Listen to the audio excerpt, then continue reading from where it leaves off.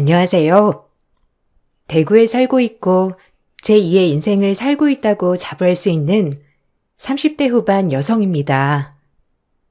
학창 시절에 나름 공부를 열심히 했다고 생각했는데 성적이 모자라서 전문대를 가게 되었어요. 전문대를 졸업하고 그래도 남들보다 빨리 취직을 하게 됐어요. 뷰티학과를 나왔기 때문에 졸업 후 M사 브랜드에서 메이크업 아티스트를 시작하게 되었어요. 전공이 뷰티 쪽이기도 했고 나름 전문대도 괜찮았기 때문에 제 학벌에 대해 전혀 문제가 되진 않는다고 생각했어요. 남들보다 더 빠른 진급을 위해 열정적으로 일했고 막내 아티스트부터 시작하여 손에 물 마를 날 없이 정말 모든 걸 다 바쳐서 일을 했죠. 제 노력이 헛되지 않게 브랜드 자체 내에서 인정도 많이 받았고 주변 동료들과 선임들에게도 신뢰를 받고 있었어요. 한참 일을 하면서 남편을 소개받게 되었고 어린 나이였지만 결혼을 준비하게 되었습니다. 일반 회사를 다니는 남편의 어머님은 결혼하기 전부터 겉모습이 화려하고 백화점 브랜드에서 일을 하고 있다는 것을 못마땅하게 생각하는 것 같았어요. 화장이 너무 진한 거 아니니? 아무리 네가 메이크업을 한다고 하지만 요즘 사람들이 그런 거 알아주기나 해. 그래도 여자는 뭐니 뭐니 해도 사무실에 앉아서 일하는 사자 직업이 최고인데 어쩌다 웬 생뚱맞게 우리 아들이 코를 꿰었담? 네? 코를 꿰었다뇨? 무슨 말씀을 그렇게 하세요? 어머님이 몰라서 그러는데 요즘 메이크업 아티스트의 전망이 얼마나 높은데요. 아무래도 결혼하고 애를 낳다 보면 사무직도 그렇게 오래 할 수 없는 직업이라고 생각해요. 그러니 걱정 마세요. 네 걱정을 하는 게 아니라 우리 아들을 걱정하는 거야. 그거 버리는 제대로 되는 거니? 고생만 된통하다 끝나는 거 아니야? 에이, 요샌 안 그래요, 엄마. 얼마나 전문직인데. 그래도 윤지가 일하는 분야에서는 되게 알아주나 봐. 걱정 놓으셔요. 너한테 피해 안 간다고 하면 괜찮은데 너한테 피해 갈까봐 그러지. 요즘에 어디 이상한 여자애들이 한둘인 줄 알아? 남편이 시어머니에게 걱정을 놓으라고 하니 그제 아무 말도 안 하시더라고요. 처음부터 저를 탐탁치 않아 하시는 시어머니였지만 그래도 옆에서 제가 일하는 것도 보여드리고 남편과 잘 사는 모습을 보여드리면 될 것 같다는 생각을 하게 되었어요. 그렇게 결혼을 진행하게 되었고 처음엔 문제가 되지 않았지만 시어머니는 제가 벌이가 얼마인 줄도 모르면서 늘 제 남편이 조금이라도 저 때문에 손해를 볼까봐 전전긍긍 하더군요. 이런 부분에 있어서 스트레스를 받기 시작하였어요. 너 이번 달 월급 얼마 받았냐? 그리고 관리비랑 생활비 얼마인지 다 말해봐. 그거 우리 효섭이가 관리하는 거 맞지? 아니요. 월급은 각자 관리해요.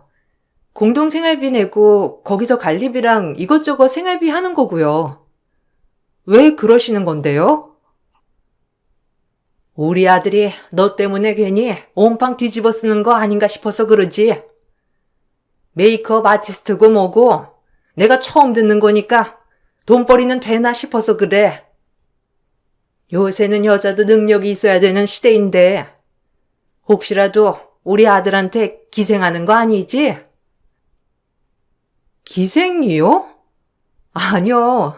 어머님, 저 효섭 씨보다 월급 많이 받을 때가 오히려 더 많아요. 어머님이 메이크업 분야에서 잘 모르셔서 그렇지만 옛날이랑 요즘엔 정말 달라요. 그러니까 걱정하지 마세요. 그리고 부부가 왜 부부인가요? 힘들면 서로 기대거나 의지할 수도 있는 거지. 어머님이 그렇게 얘기하니까 섭섭하네요. 이제 가족인데 저를 너무 남처럼 대하시는 것 같아서. 요새 하도 시집 온 것들이 많아서 그런다. 우리 아들 내가 그러려고 키운 것도 아닌데 말이야. 넌 아니라고 믿어. 내가 효섭이한테도 일러놨어. 결혼할 여자는 무조건 전문직 여성으로 데리고 오라고. 너도 전문직이라고 하는데 좀 걸리는구나. 어머님 말이 황당했고 제가 취집을 왔다는 식으로 얘기를 하는데 할 말이 없었어요. 그리고 가족끼리 좀 어려울 땐 의지도 할 수 있는 게 가족이라고 생각하는데 어떻게 제가 남편한테 기생한다는 말을 저렇게 쉽게 할 수 있을까 하는 섭섭함도 몰려왔죠. 제가 남편보다 월급이 조금 더 많은 적도 많다고 하자 그제야 어머님은 씁쓸하게도 안심을 하는 것 같은 미소를 지었어요. 어머님께는 제가 가족이 아니라 그저 남편의 등골을 빼먹는 기생충 같은 존재라고 여겨졌습니다. 속으로 늘 그렇게 귀한 아들 왜 장가를 보내서 그럼 나한테 이런 시련을 줄까라는 생각이 들었지만 그땐 결혼한 지 얼마 되지 않아 그냥 참았던 것 같아요. 어머님은 내 직업에 대해 진짜 무시하시는 것 같아. 아까도 내가 자기한테 치집 왔을까봐 걱정하시더라. 황당했어. 아니 근데 요즘 그런 여자들 많잖아. 엄마가 혹시나 해서 그러시는 거지 뭐. 옛날 분이시기도 하고. 아무리 네가 전문직이라고 해도 어른들은 사자 직업을 전문직으로 생각하지 메이크업 아티스트를 전문직으로 생각하시겠어? 그냥 그러려니 해. 그럼 내가 어머님이 저렇게 얘기하실 때마다 이해해야 한다는 거야, 자기는? 자기가 중간에서 잘할 생각은 안 하고. 그냥 어른이 그런 거니까 그러려니 해. 뭘 그렇게 따지고 드냐, 피곤하게. 너도 참 너다. 어른한테 그러지 좀 마, 야박하게.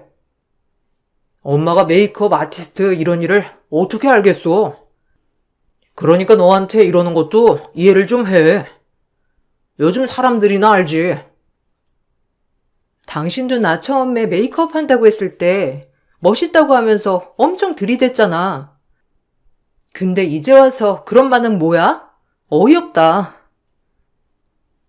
뭐 생소하기도 하고 그때는 그냥 네가 좋으니까 그랬는데 그냥 어른들은 그럴 수 있으니까 그러려니 하라는 거야. 남편은 저보고 어머님을 이해하라고 했어요. 남편이 그렇게 얘기하니 내가 너무 예민한 건가 싶기도 하더라고요. 그래서 그래, 좋은 게 좋은 거지라고 생각하며 애써 참았습니다. 그러던 중 제가 매장에서 손님 화장을 시연해주고 있을 때 시어머니와 시어머니 친구분들이 백화점에 놀러 오셨더라고요. 누가 봐도 시어머니셔서 반갑게 인사를 드렸더니 시어머니는 저를 외면했어요. 누가 봐도 외면이었죠. 제가 백화점에서 그렇게 화장을 하고 사람들에게 화장품을 판매하고 있는 모습이 창피했던 거예요. 처음으로 느껴보는 굴욕이었는데 어디 가서 단 한 번도 누군가에게 짐이 된 적도 누군가가 날 창피해한 적도 없었지만 시어머니는 백화점에서 일하고 있던 저를 창피하고 한심하다는 듯이 쳐다봤죠. 그 모습을 보고 정말 큰 상처를 받게 되었어요. 어머, 어머님, 백화점 나오신 거예요? 저 이제 곧 점심시간인데 우리 같이 식사할까요? 아, 안녕하세요. 저 효섭 씨 와이프예요. 우리 저쪽으로 가자. 아, 뭐하러 여기 1층에 돌아다녀? 우리가 갈 데가 2층 아니야? 아, 2층으로 가보자, 얼른.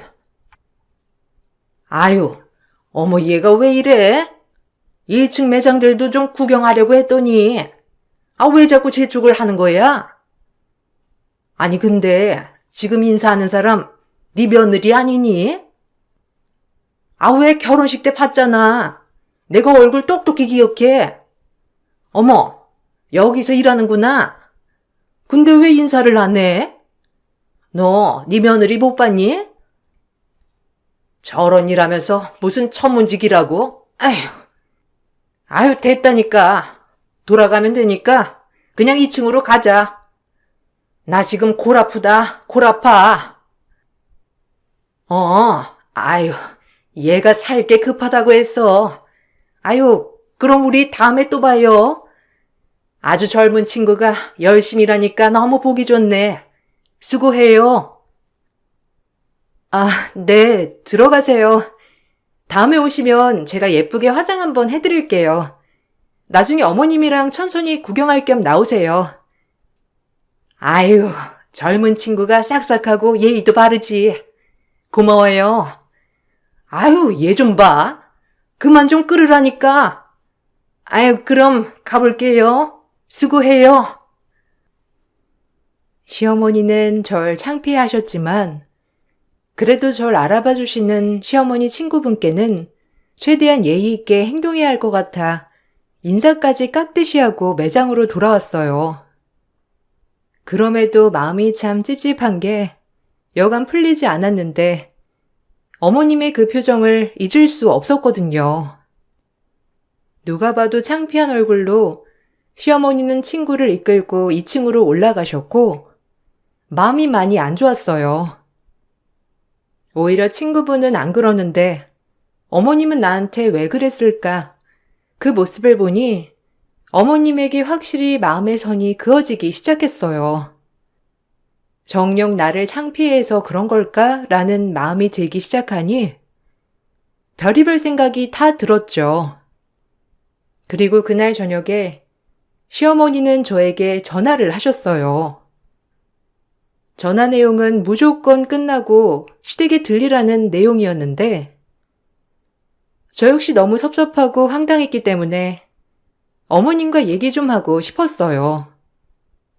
그렇게 끝나고 어머님네 들렀는데 어머님은 단단히 화가 나신 말투로 저를 앉혀놓고 하나둘 설교를 하기 시작했죠.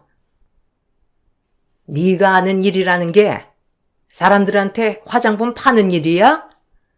무슨 아티스트다 뭐다 하면서 유명한 브랜드라더니 그렇게 물건 팔아서 네가 우리 아들한테 조금이라도 비해 안 줄 수 있겠어?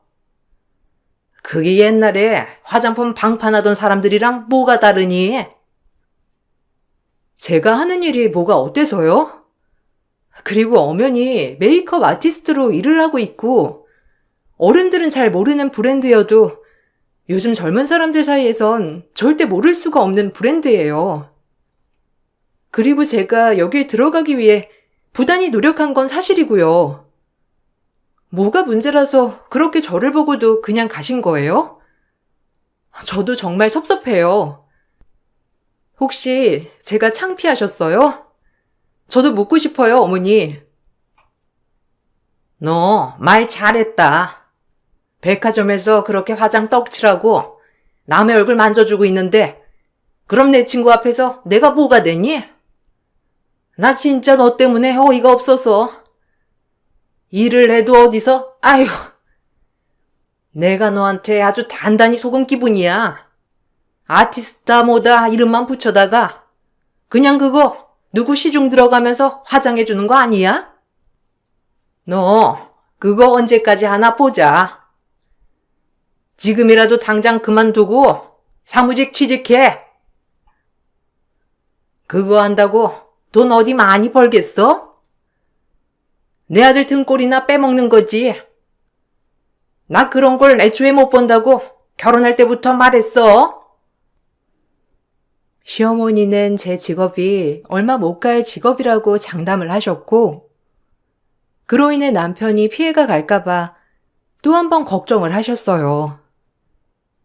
도저히 어머니를 이해시키기란 역부족이었는데 요즘 세상에 직업으로 이렇게 멸시를 당하니 정말 웃음이 나왔고 정말 뭘 모르시니까 할 말도 없었어요. 그렇게 그날 일은 해프닝으로 일단락이 되었고 제 마음속의 상처로 자리 잡게 되었죠. 그러던 중 같이 일했던 선배 언니가 저에게 동업을 제안했어요. 언젠가 이 브랜드에서 나와 홀로 서기를 할 거라고 마음은 먹었지만 막상 친하게 지냈던 선배 언니가 동업을 제안하니 마음속에 있던 열정이 정말 끌어오르더군요. 그렇게 전 창업을 하기로 마음 먹었는데 언젠간 해야 한다고 생각했던 일이기에 주저하지 않았어요. 그리고 오히려 지금이 기회라고 생각이 번뜩 들더라고요. 뭐? 창업? 아, 지금 얼마나 불경기인데 창업을 하겠다는 거야. 그리고 당장에 그럼 수익은 어떻게? 열자마자 잘 되는 것도 아니고. 네가 하는 분야가 뭐 얼마나 가능성 있는 분야인 줄은 모르겠다만. 그래도 돈은 어떡할 거며 어쩔 건데? 걱정이다. 그동안 언젠가는 창업하려고 모아놓은 돈도 있고 대출 좀 받아서 하면 돼. 돈 걱정은 마. 그리고 당신이 몰라서 그러는데 요즘은 일반인들도 메이크업 받는 시대야. 꼭 연예인들만이 아니고 나 이 분야에서 성공할 수 있어. 그러니까 당신 돈 보태지 않을 거면 말리지만 말아줘. 어머님도 내가 백화점에서 일하는 거 보고 탐탁치 않아 하시더라. 그런 모습을 보니까 더 잘 되고 싶어. 내 월급 가지고는 우리 집 생활 불가능한 거 너도 알고 있지? 무조건 너도 벌어와야 해. 그러니까 잘 생각해보고 결정해. 뭐 자기가 하는 말이 나쁘다고 생각하진 않는데 이럴 땐 좀 옆에서 응원 좀 해주면 안 돼? 내가 선생님이랑 결혼한 것도 아니고 당신이나 어머님이나 매사에 돈. 진짜 질린다. 내가 언제 당신한테 1원 한 장 보태달라고 한 적이나 있어? 그냥 걱정돼서 하는 말이지. 요즘 세상에 외벌이는 말도 안 되고 무조건 너도 일해야 하는 형편이니까 잘 생각해 보라고. 이럴 땐 그냥 따뜻한 말 한마디 해주는 게 더 좋았을 텐데. 나도 아쉽다 정말. 매번 이런 식이니까 할 말도 없고. 남편은 돈 걱정을 시키지 않을 거라면 창업을 하라고 했는데 참 섭섭하게 들려오더라고요. 결혼 후 남편이 생겨서 가장 좋았던 점은 언제든 든든한 내 편이 생겨서 좋았던 점이었는데 시어머니 닮아 그놈의 돈 하는 꼴이 배기 싫어지더라고요. 이러려고 결혼했나? 이게 남이 아니면 뭔가 싶으면서 말이에요. 그리고 이 소식은 시어머니 귀에까지 들어갔고 역시나 시어머니는 혹시라도 본인 아들이 저에게 투자를 해줄까봐 노발대발하시며 화부터 내셨어요. 제일 제가 알아서 하는 거지만 주변에서 이렇게 손사래를 치니 시작도 하기 전에 김부터 새더군요. 그래도 제 의지를 꺾기란 불가능했지만 말이에요. 뭐야? 창업? 아니, 너 회사에서 잘 나간다며. 그런데 왜 창업을 하려고 드냐? 네가 봐도 네가 다니는 회사가 좀 아니지? 그럼 안전하게 사무직 격리나 이런 쪽으로 이직해. 요새 그런 직장 들어가면 웬만하게 애도 낳고 일도 꾸준히 하더라. 요즘 세상에 무조건 둘이 벌어야 한다. 너 애라도 낳아봐. 우리 효섭이가 얼마나 고생하겠어? 내가 그러라고 아들 낳은 줄 아니? 아니요, 어머니. 저 잘할 자신 있어요.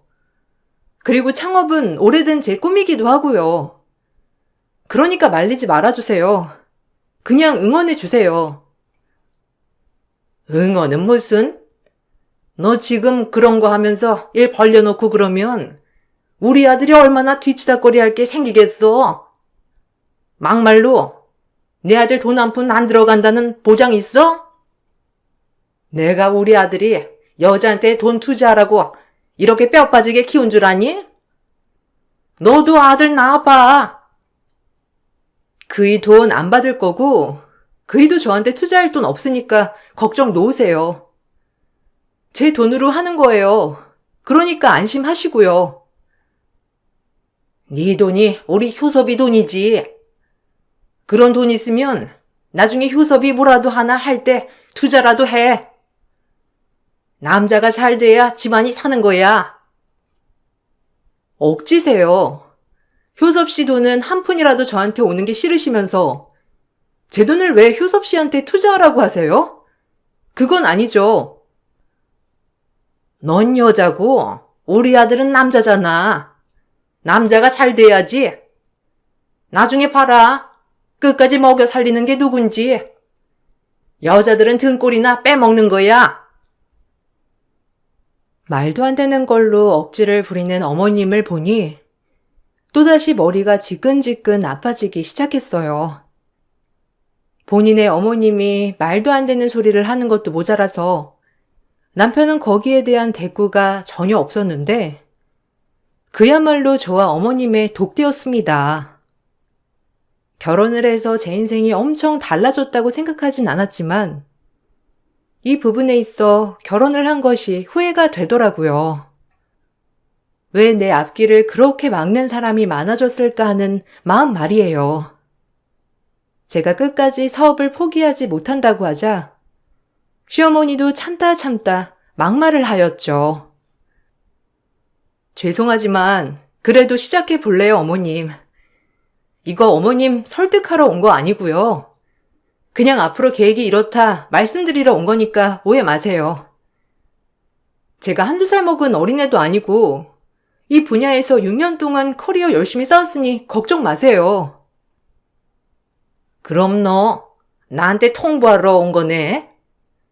네가 사업을 하든 말든 그래 나 상관할 바 아닌데 각서 하나 써라. 혹시라도 쫄딱 망하거나 건질 수익 하나 없을 때 우리 아들이랑 순순히 이혼하겠다고 각서 써. 나 안 그러면 분해서 잠 못 잔다. 이혼이라뇨? 자긴 이런 말 듣고도 꿀먹은 벙어리처럼 가만히 있네? 내가 이럴 거면 결혼을 왜 한 거야 도대체. 아, 기가 막혀. 아니 엄마는 내 걱정되니까 그러신 거지. 너 잘 될 수 있다며. 그냥 각서 하나 쓰는 게 뭐가 그렇게 어렵다고 그래? 그냥 써드려. 그래, 각서 써라. 혹시라도 네 빚 우리 아들이 대신 갚아야 될까봐 나 진짜 걱정되거든? 그리고 너 일 버리는 거에 앞서서 우리 아들 돈 10,000원 한 장 썼단 봐. 내가 그 길로 네 사업장 찾아가서 본때를 보여줄 테니 그런 줄 알아. 이거 알겠으면 시작해. 그러죠. 뭐 이혼이 어렵나요? 어차피 지금도 보면 제 편 하나 없는데요. 그럼 어머님도 각서 쓰세요. 저 승승장구했을 때 콩고물 하나 바라지 마세요. 아셨어요? 각서는 똑같아야죠. 어느 한 명이 희생할 순 없는 거잖아요. 그러니 어머님이랑 당신도 써. 너무 화가 나 저도 어머님과 남편에게 각서를 요구했어요. 어머님과 남편은 비아냥대며 각서를 순순히 써주더라고요. 오히려 제가 망한다는 쪽으로 생각을 하여서 그런지 순순히 척척 썼어요. 아무리 요즘이 옛날이랑 참 다르다고 하지만 어떻게 이럴 수가 있는지 정말 의아했습니다. 결혼 전 내가 알던 남편이 맞나 싶을 정도로 남편은 뼛속까지 어머님화된 사람이었죠. 그렇게 6년 만에 사직하고 창업한다 하니 노발대발하며 손사래를 치던 어머님과 남편을 멀리하고 전 선배와 사업을 시작했어요. 첫 술에 배부를 순 없지만 저희는 그럼에도 불구하고 일반인들에게 메이크업 특강, 결혼할 신랑 신부 메이크업을 시작하며 자리를 잡아갔어요. 그리고 저희 메이크업 수강생들이 늘어남에 따라 주변에서도 면접 메이크업이라든지 혼주 돌잔치 등등 메이크업 문의가 잇따랐죠. 역시나 제 실력대로 성공할 줄은 알았지만 값진 결과로 짧은 시간 내에 성공을 하게 되었답니다.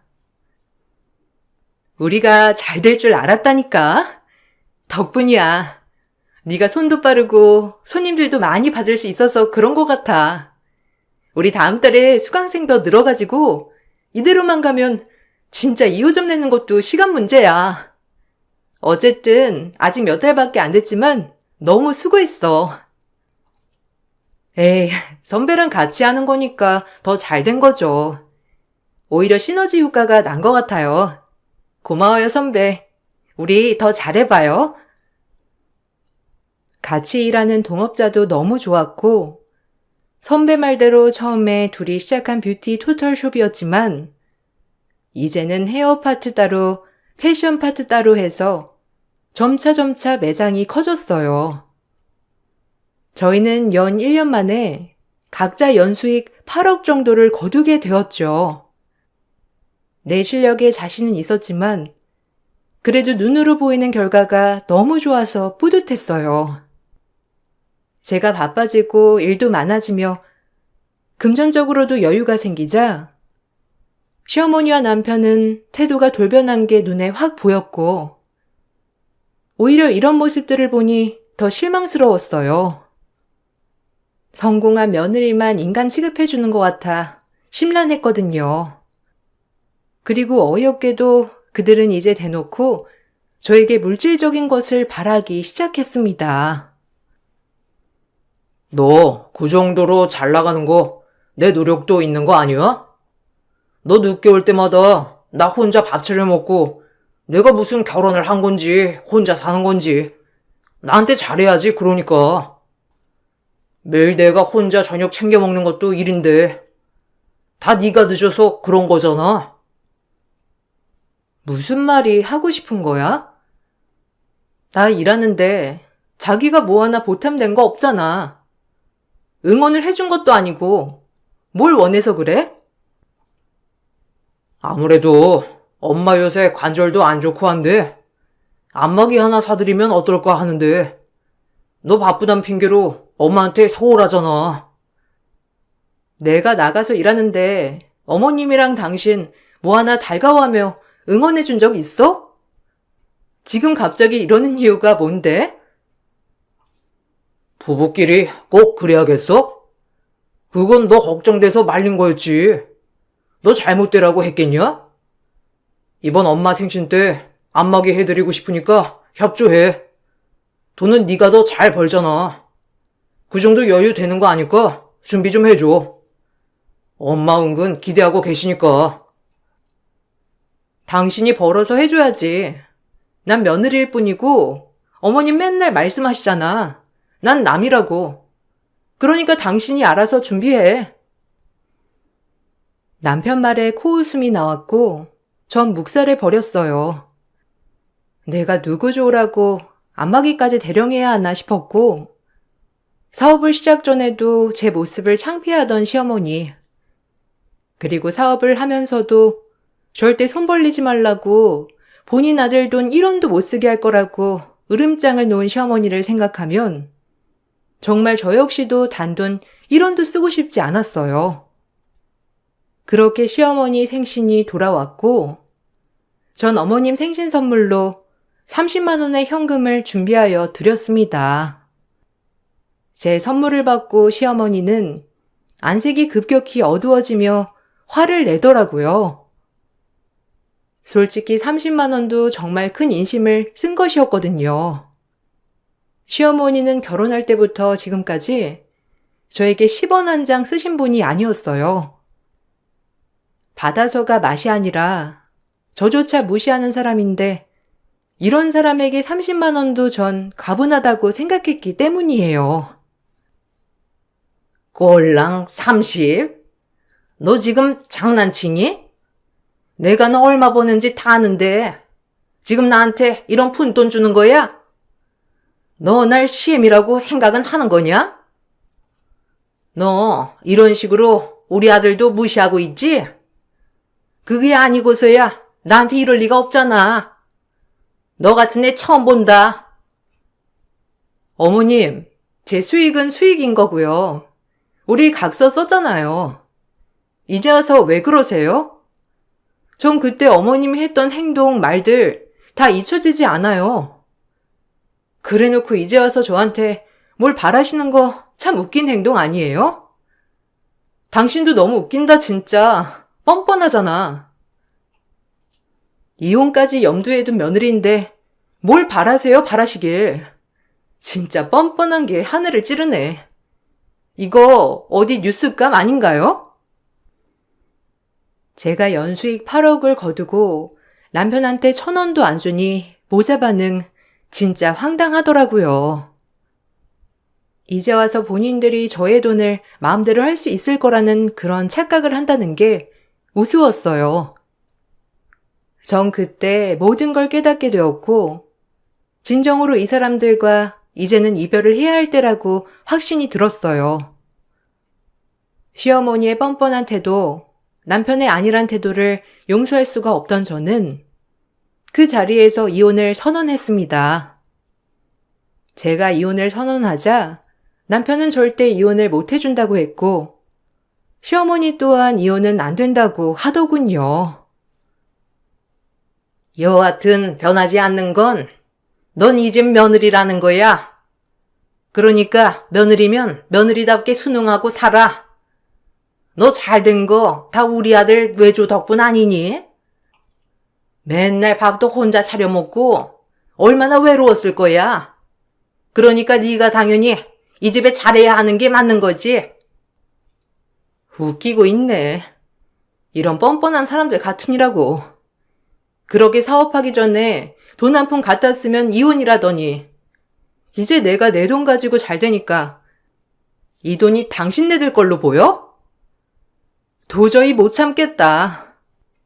원래도 행복하지 않은 결혼 생활 왜 붙잡고 있었을까 하는 생각이 들게 되는 날이네. 우리 이혼해. 그리고 다신 마주치지 말자고. 아줌마도 아줌마가 원하는 사짜 며느리 봐. 당신 아들이 그 정도로 잘나진 않았지만 어떻게든 구해지면 구해지겠지. 돌싱이라도 말이야. 더 이상 얘기할 가치도 없는 인간들 같으니라고. 전 그 말을 끝으로 남편의 귀퉁이를 날렸습니다. 그동안 절 보호해주고 응원해줘도 모자란 남편이 늘 시어머니 편에 서서 저를 힘들게 한 것도 모자라 이제 와서 제 돈을 본인들 돈인 양 생각하는 게 너무 화가 났거든요. 제가 남편에게 귀퉁이를 날리자 시어머니는 충격에 길길이 날뛰기 시작했고 남편도 처음 맞아보는 뺨에 어리둥절해 하더니 헛소리를 했어요. 뭐? 이혼?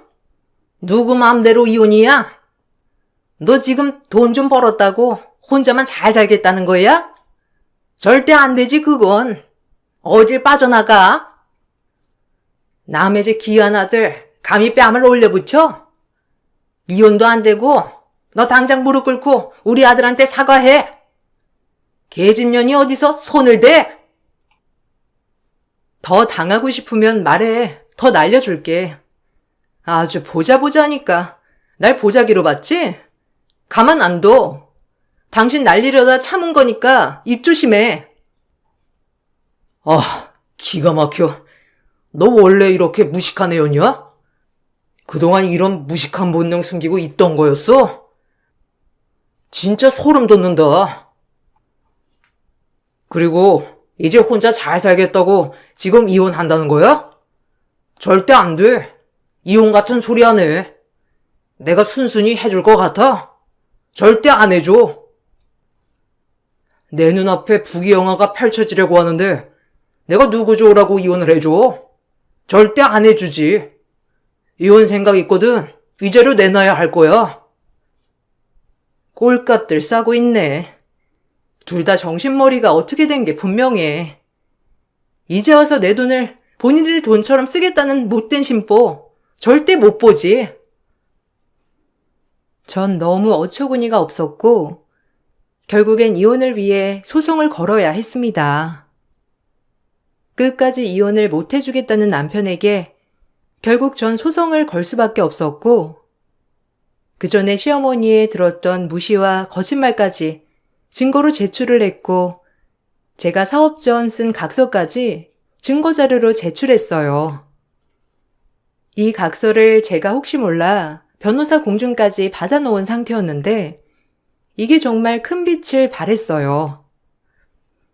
결혼 전 시어머니가 쓰라고 한 각서 자체가 망했을 때 이혼을 하라는 것이었기 때문에 법원에선 이 자료 자체가 저희 이혼을 염두에 두고 있다는 걸 빌미로 들고 오히려 쉽게 이혼이 성사될 수 있었다고 했죠. 남편은 어디서 들었는지 이혼을 할 거면 재산 분할까지 해달라며 요구를 했지만 정말 웃기게도 제가 시작한 사업자의 대표자 명은 선배 언니의 이름으로 되어 있었기 때문에 학원에 대한 지분 즉 이 부분에 있어 재산 분할할 건더기는 없었어요. 정말 얼마나 다행이던지 그동안 제가 받은 무시와 멸시, 각서까지 증거로 채택되어 이혼 소송은 마무리가 되었습니다. 함께 살고 있던 집도 전세였고 전세보증금 또한 남편과 저의 돈 반반이었기에 이 부분에 있어서는 깔끔히 5대5로 나누게 되어 있었죠. 일이 끝나고 저희는 이혼을 하게 되었고 남편은 저에게 단 한 푼도 받지 못하게 되었어요. 법정을 나와서 한다는 소리가 웃음이 빵 터지더라고요. 네가 이렇게 잘 될 줄 알았으면 진작 응원해주고 잘해줄걸. 난 엄마 말만 듣고 미안했다. 그리고 잘 살아. 너만 연락 없이 지내면 잘 살 거야. 엄마 말만 들어서 이렇게 된 게 아니라 네 천성부터가 넌 너네 엄마랑 똑같았던 거야. 정상이었으면 너희 엄마한테 뭐라고 했겠지. 안 그러니? 이제 와서 착한 척 우아 떨지 마. 이미 너한테 모든 실망 다 했으니까. 그래도 너 처음에 사랑한 건 사실이었어. 그냥 엄마가 절대 여자한테 돈 뜯기면 안 된다고 해가지고 그랬던 거야. 네가 똑같은 천성이었으니 그 말을 들은 거겠지. 나한테 피해자 코스프레 하지 마. 어쨌든 너도 똑같은 인간이니까. 남편은 아무 말도 없었어요. 그리고 시어머니는 저한테서 단 한 푼도 가져오지 못했다는 소리에 제 영업장에 찾아와 저 때문에 아들이 호라비가 됐다며 책임지라고 뻔뻔하게 소리를 쳤죠. 참 황당했지만 이것 또한 더 이상 신랑이 하고 싶지 않아 바로 경찰에 신고를 했고 고성방가죄로 고소를 했습니다. 결국 시어머니는 벌금을 내야 했고 접근 금지 신청까지 진행했어요. 네가 날 신고해? 우리 아들 호라비 맞는 것도 모자라서 아주 우리 집안을 쑥대밭으로 만들겠다는 심산이구나.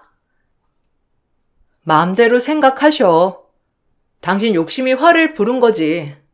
그 덕분에 당신 아들이 호라비가 된 거고 콩 심은 데 콩 난다는 말이 여기서 나온 말이야. 그 애미의 그 아들이라고. 내가 눈이 삐었지. 이런 남자인 줄 모르고 일찍 결혼을 해서 내 신생만 망치려 들었으니. 부디 반성하고 벌금 잘 내고 앞으로 얼굴 보는 일 없이 각자 살자고요. 아줌마 따위한테 뭘 기대를 바랬다고. 그럼 이만. 야, 너 가만 안 둘 거야? 우리 아들 이혼남 만든 거 너 가만 안 둬? 네가 혼자 잘 된 거 같지? 다 우리 덕이라고. 시어머니는 끝까지 본인들 잘못을 인정하지 않았어요. 그냥 그렇게 살아온 사람이니 평생 남의 탓만 하면서 살라고 생각했어요. 짧다면 짧은 세월, 이런 집에 시집가 왜 굳이 스트레스를 받았나 하는 생각도 문득 들지만 오히려 제가 더 발전할 수 있는 계기가 되었던 것 같아요. 오기와 기상으로 사업도 시작하고 악착같이 성공한 모습을 보여주기 위해 많이 노력했거든요. 모든 게 거저 얻는 게 없다는 말이 정말 사실인 것 같은 요즘입니다. 그리고 너무 행복한 요즘이기도 하고요. 거울을 보며 늘 외쳐요. 정말 잘 살고 있다. 앞으로도 더 잘할 거다. 이런 믿음을 제 얼굴을 보며 늘 외친답니다. 제 자신이 절 믿어야 할 것 같아서 말이죠. 지금은 저희 영업장이 3호점까지 있습니다. 1, 2호점은 선배 명의지만 2호는 3호점은 제 이름으로 낸 영업장이요. 그렇게 무시하고 멸시하던 메이크업 아티스트라는 직업을 가지고 이 자리까지 올 수 있었다는 게 제 자신이 참 기특하고 대견한 것 같아요. 이 글을 쓰면서 또 한 번 느끼게 되는 건데 앞으로도 현실에 안주하지 말고 더더욱 진취적으로 살아야겠다고 다짐을 해 봅니다. 여러분들 날씨가 더운데 더위 조심하시고 좋은 하루 보내세요. 감사합니다. 안녕하세요. 저는 순창에 살고 있는 40대 후반 여자입니다. 올해도 어느덧 1월이 지나고 2월이 시작되었네요. 새해에도 정신없이 살다 보니 시간이 정말 빠르게 흘러가는 것 같습니다. 결혼한 지도 벌써 10년이나 흘렀고 지금은 저희 부부도 안정적으로 자리를 잡아 큰 걱정 없이 살아갈 수 있을 정도까지는 만든 것 같습니다.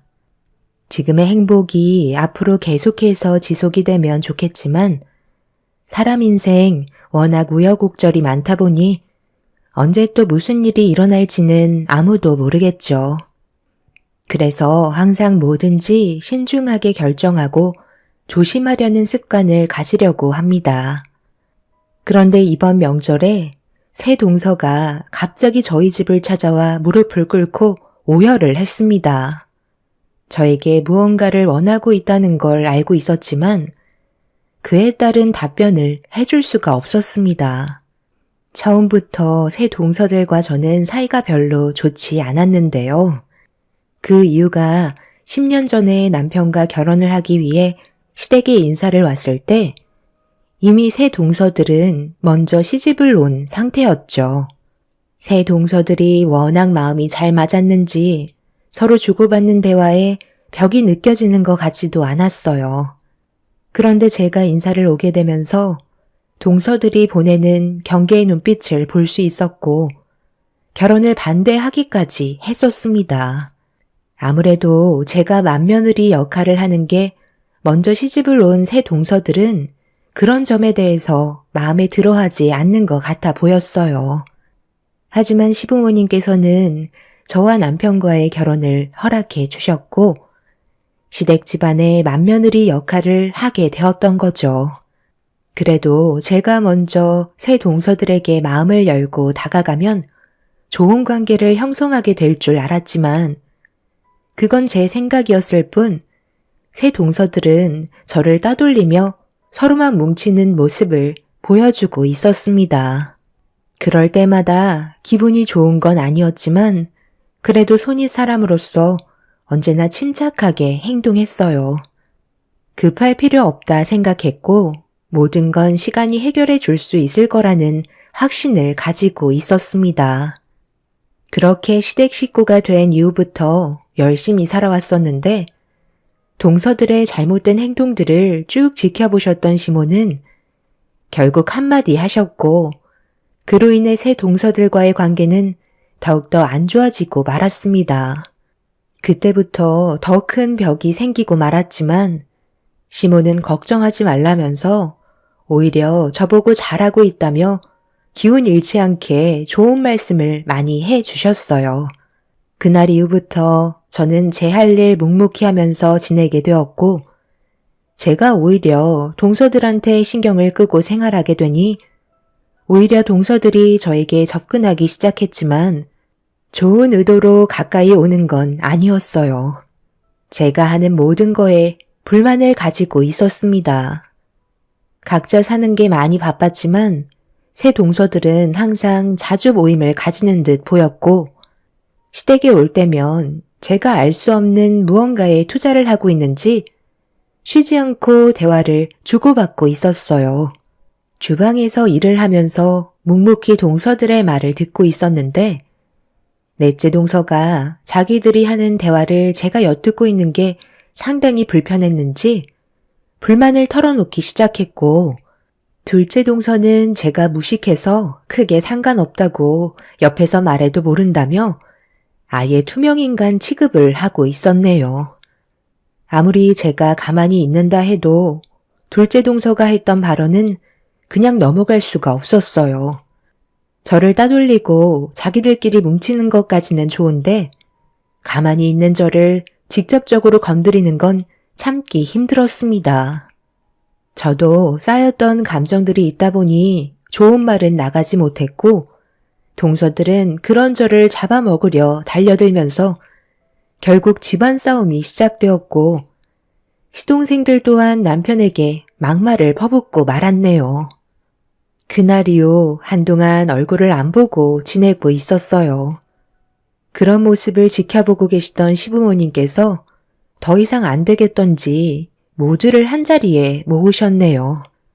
그리고 각자 속으로 가지고 있는 불만들을 전부 다 털어놓길 원하셨고 막내 동서가 먼저 입을 열었습니다. 저희가 왜 이렇게까지 하겠어요? 큰 아주버님이 아무리 나이가 있다 해도 무작정 결혼을 서두르시는 건 문제가 있었다고요.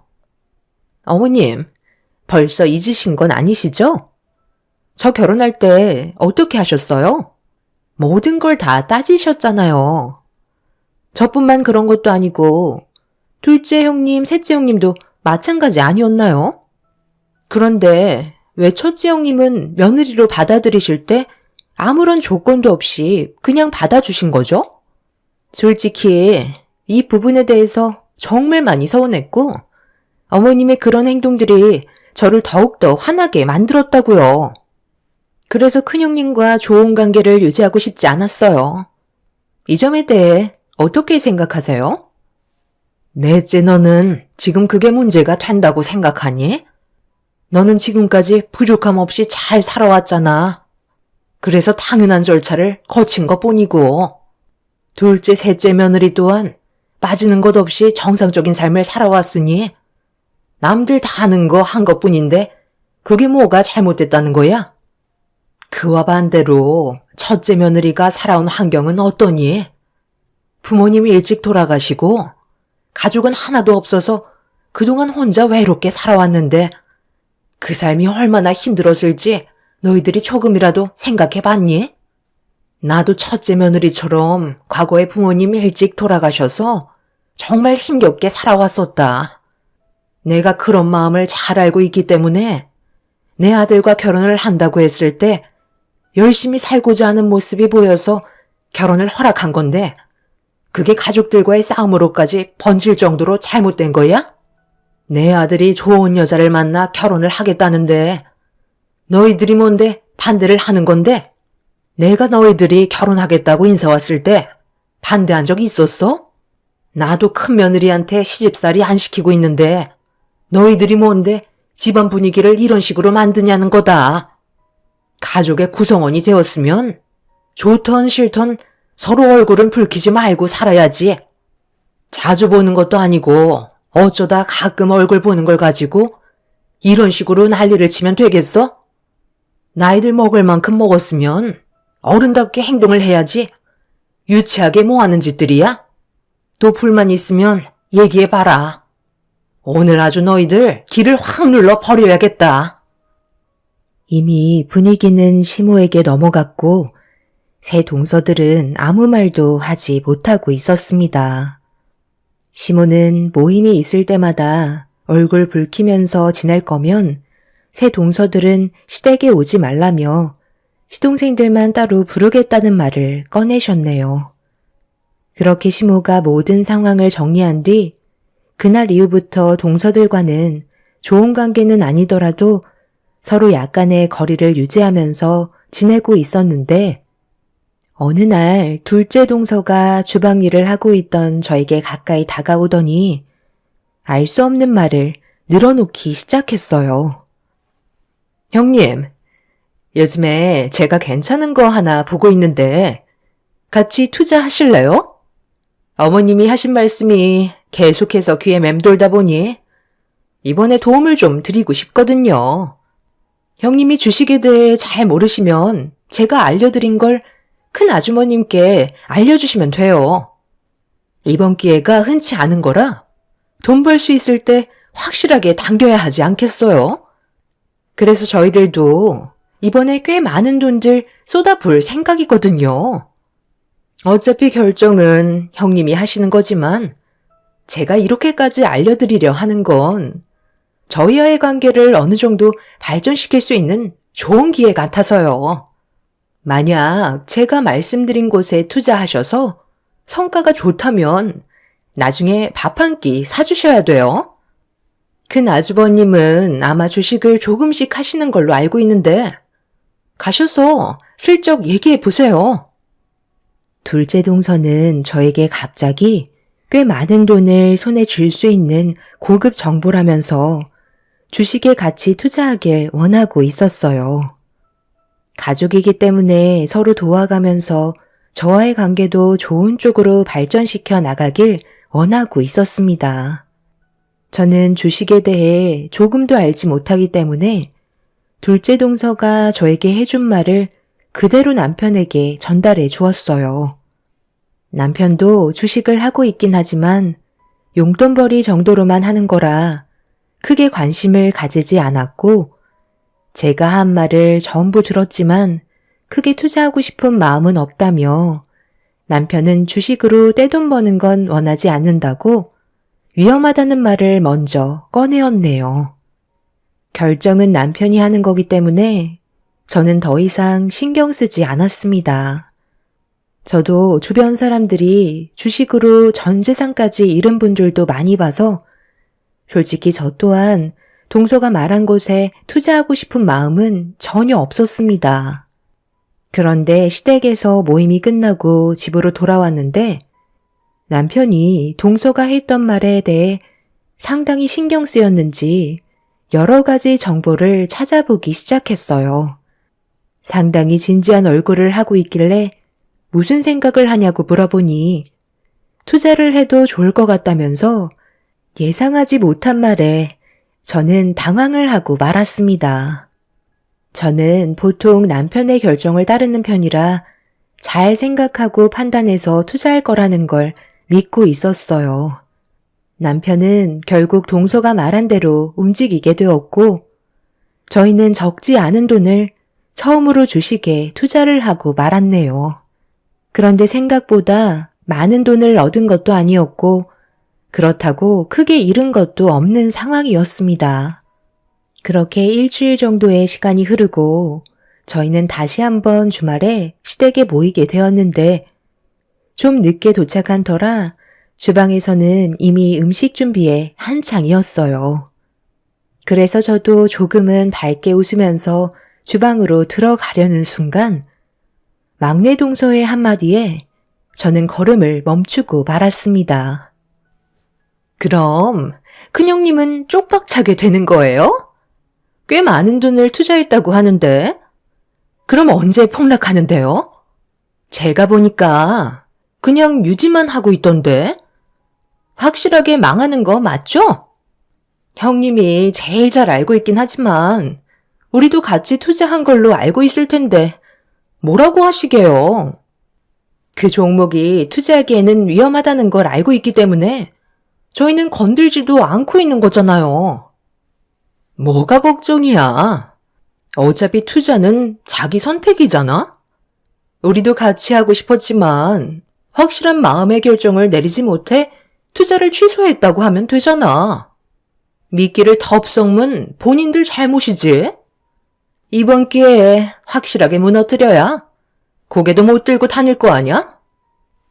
동서, 지금 뭐라고 그랬어? 방금 한 말 사실이야? 나한테 지금 거짓 정보를 알려준 거냐고. 왜 말을 못하는 거지? 우리는 그래도 동서를 가족이라고 생각했기 때문에 믿고 그곳에 투자를 한 건데 우리 집안을 쪽박차게 만들 작정이었던 거야? 그게 왜 제 잘못이죠? 형님도 돈을 벌고 싶어서 제가 한 말을 진지하게 받아들인 거잖아요. 투자는 결국 본인의 선택이고 자유라고요. 어차피 잃은 것도 없는데 제가 욕먹을 이유는 없는 거죠. 제 말이 틀렸나요? 저는 둘째 동서의 말을 듣고 서둘러 남편에게 달려가 이 사실을 전부 알렸고 남편은 저를 안심시키며 걱정하지 말라고 불안에 떨고 있는 모습보단 오히려 긍정적인 모습을 보여주고 있었어요. 한순간에 모든 돈을 잃게 될 수도 있는 건데 저만 불안해하는 것 같아 걱정을 하고 있었지만 남편은 평온함을 유지하고 있었습니다. 동서들은 주방에서 저를 보며 깔깔거리고 웃고 있는데 저희 집안까지 무너뜨리려고 행동하려는 모습에 너무 큰 실망을 하고 말았습니다. 그날 이후 더 이상 새 동서들과는 엮이지 말아야겠다는 마음이 확고하게 세워지면서 나중에 무슨 일이 일어나던 동서들이 저희 부부에게 도움을 요청했을 땐 절대 도와줄 생각이 없었습니다. 그렇게 동서들의 속셈을 알게 된 이후부터 더 이상 가까이 다가갈 노력도 하지 않았고 월요일이 되자마자 남편에게 서둘러 정리하는 게 좋을 것 같다고 얘기했어요. 그런데 남편은 저에게 알 수 없는 그래프 하나를 보여줬고 동서가 저희가 무너지길 원해서 알려준 투자 종목이 상승하기 시작하면서 기하급수적으로 그래프가 올라가기 시작했습니다. 그렇게 저희는 투자한 금액에서 2배를 벌어들일 수 있었고 그걸 알게 된 동서는 상당히 충격을 받았는지 다음번에 얼굴을 보게 됐을 때 전과 다른 모습으로 접근하기 시작했어요. 제가 뭐라고 그랬어요? 분명 꽤 많은 돈을 벌어들일 수 있을 거라 얘기했죠? 좋은 정보 알려드려서 얻게 된 수익이니 저한테도 어느 정도 떨어지는 게 있어야 하는 거 아니에요? 저번에 제가 그랬잖아요. 돈 좀 벌게 되면 그에 따른 보상금 주신다면서요? 갑자기 큰 돈이 들어오니까 주기 싫으신가 봐요. 이래서 사람은 돈 맛을 보면 편한다니까요. 재수 씨, 말이 좀 심한 것 같은데? 원래 우리한테 의도적으로 접근한 목적이 뭐였어요? 우리 집안이 무너지는 걸 보고 싶어서 그렇게 말한 거 아닌가? 자신의 잘못은 조금도 생각하지 않고 어떻게 얼굴색 하나 안 변하고 돈을 달라는 거야? 처음부터 진심으로 우리가 잘 되길 바라는 마음에서 접근했다면 재수 씨가 말하지 않아도 고마운 마음에 알아서 챙겨주지 않았을까요? 그래서 지금 냉전 한 푼 주지 않겠다는 거예요? 결과만 좋으면 되는 거지. 괜히 주기 싫으니까 이유 붙이는 거 아니에요?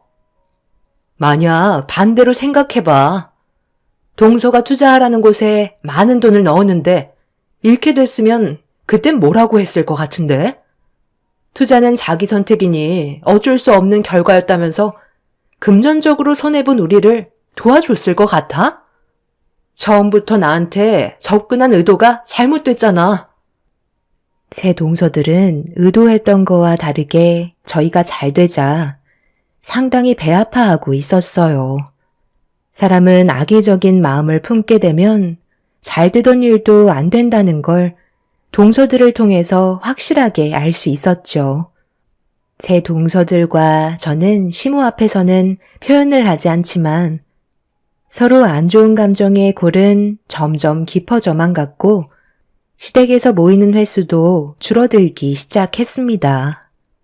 차라리 얼굴 안 보고 지내는 게 좋을 것 같다고 각자가 판단하게 된 거였죠. 그래서 자연스럽게 시댁에 찾아뵙는 건 따로 가게 되었고 웬만해선 최대한 마주치지 않게 서로가 등을 돌렸습니다.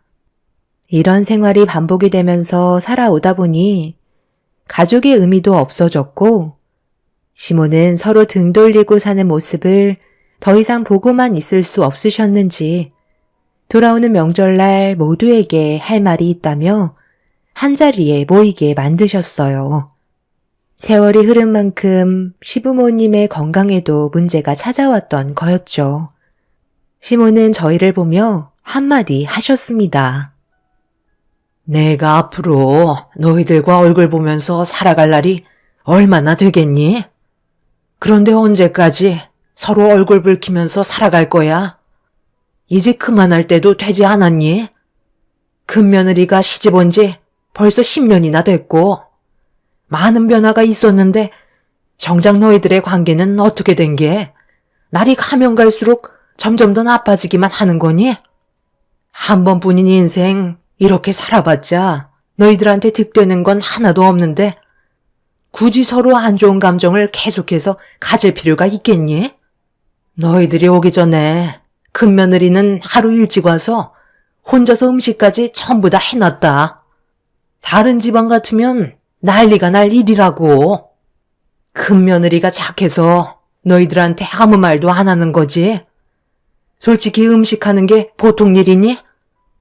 우리 식구가 적은 것도 아니고 명절 음식이 한두 가지도 아닌데 묵묵히 혼자서 다 해놓았으면 미안해서라도 한마디씩 하겠다. 먹는 것만 돼지처럼 먹지 말고 좋은 말 한마디씩 해주면 얼마나 좋아? 아, 그래요? 형님, 정말 고생 많으셨어요.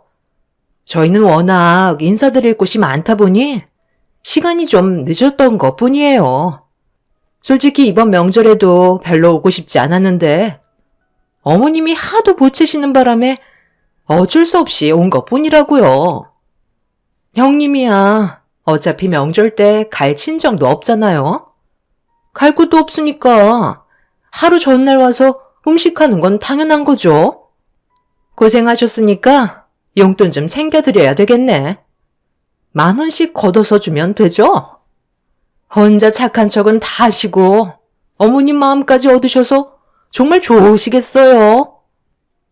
둘째 동서는 아래 동서들에게 10,000원씩을 걷더니 저에게 30,000원을 건네주었어요. 너무 어이가 없어서 얼굴이 붉어졌고 둘째 동서의 행동에 저 또한 화가 많이 차올랐습니다. 하지만 시모가 저를 바라보면서 참으라고 하는 것처럼 눈빛을 보내시길래 화를 억누르며 제 앞에 놓여있는 30,000원을 바라보고 있었습니다. 자존심이 너무 상해서 표정 관리가 되지 않았었어요. 이런 모습을 지켜보고 있던 남편이 한마디 하려는 순간 제가 남편의 손을 잡았습니다. 시모가 참으라고 했으니까 참는 게 좋을 것 같아 보였죠. 시모는 더 이상 아무 말 하지 않으시고 새 동서들을 묵묵히 바라보고 계셨습니다. 막내 동서는 시모의 감정 상태가 어떤지 전혀 파악하지 못한 채 화를 더 돋구기 시작했어요.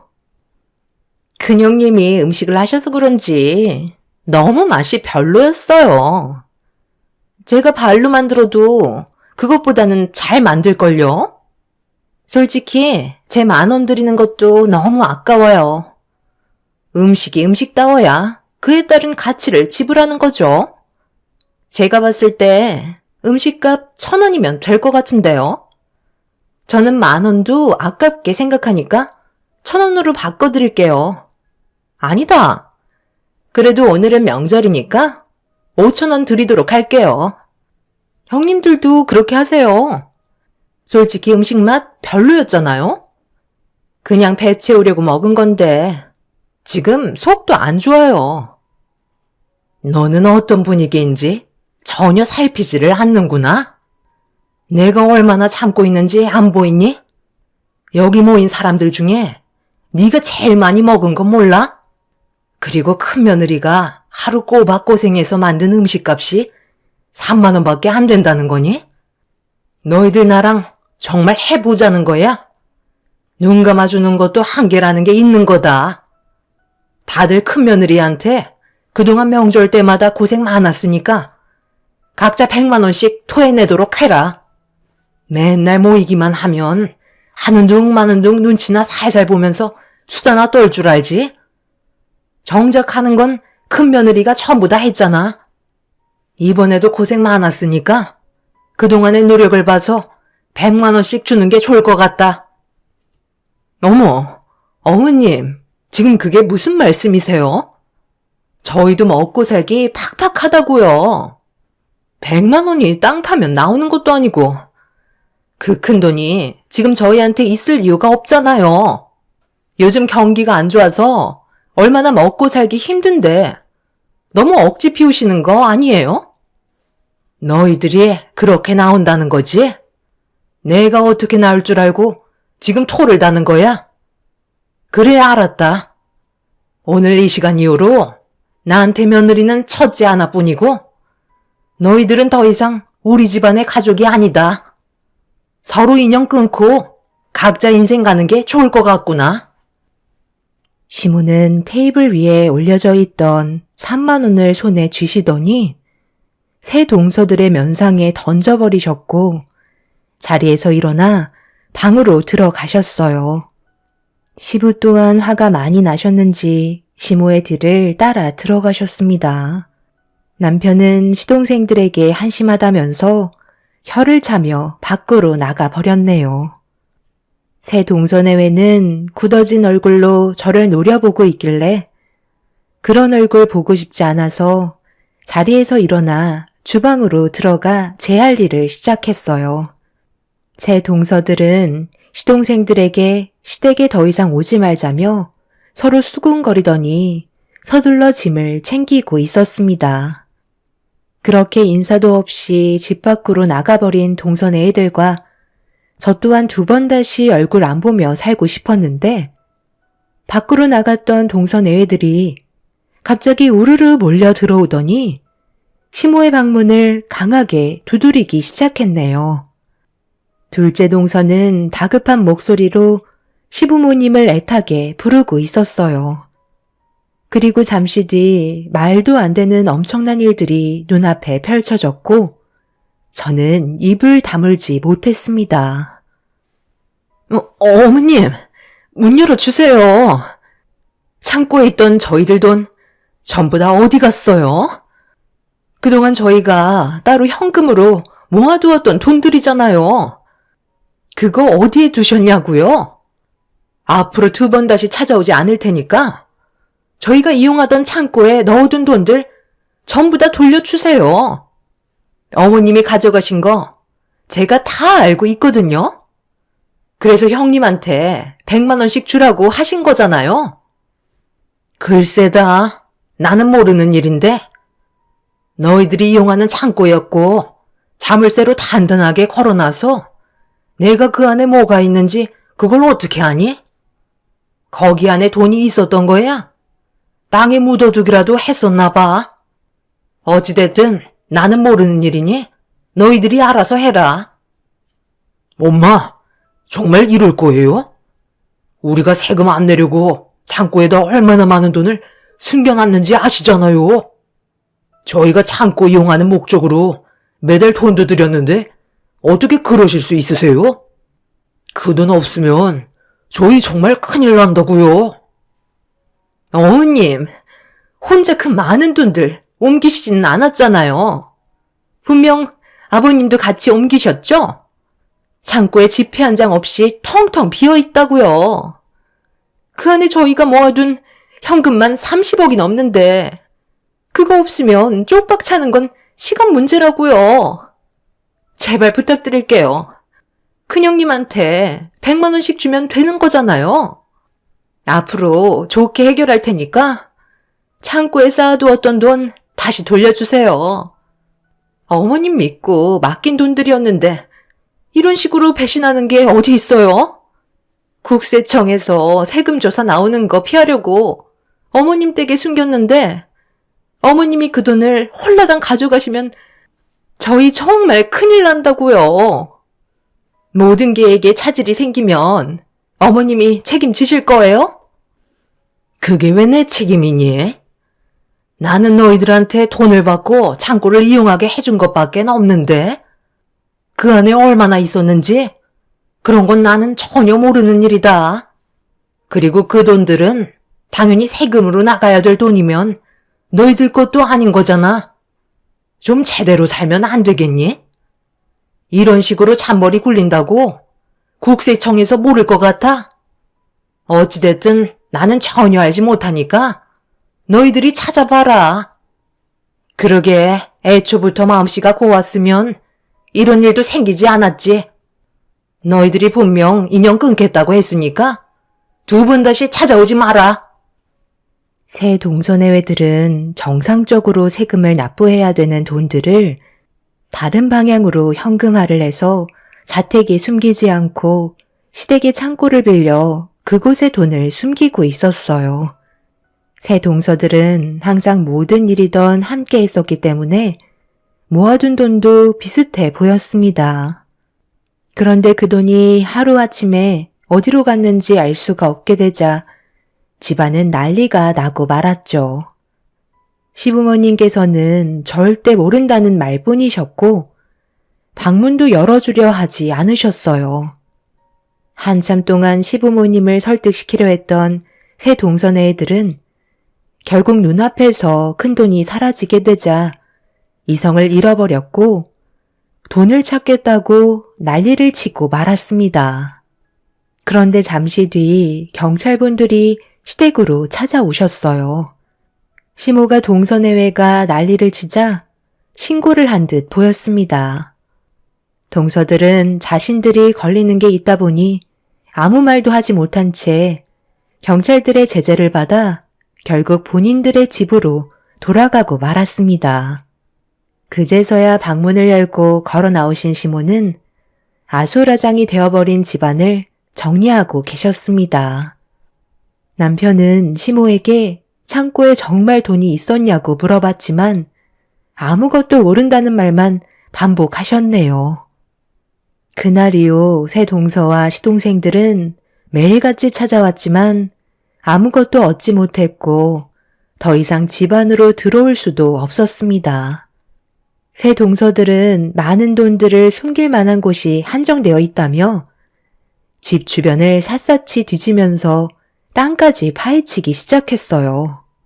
나중에는 포클레인까지 동원해서 집마당을 쑥대밭으로 만들어 버렸죠. 하지만 동서들이 창고에 숨겨두었던 돈은 절대 찾지 못하고 있었네요. 결국 새 동서내외들은 자신들이 선택한 행동에 대해 후회하며 땅을 치고 있습니다. 둘째 동서는 시모에게 원하는 게 뭐든 말만 하면 전부 다 들어주겠다고 했지만 시모는 둘째 동서의 말을 들으려 하지 않았어요. 그렇게 지금까지 새 동서내외들은 시부모님께 절절매며 돈을 숨겨놓은 곳을 발견하기 위해 애쓰고 있습니다. 그런데 이번 명절에 새 동서가 저희 집에 찾아와 무릎을 꿇었어요.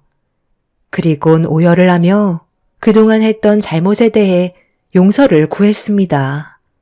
제가 시모를 설득시켜줘야 돈을 받을 수 있을 거라 생각한 것 같았어요.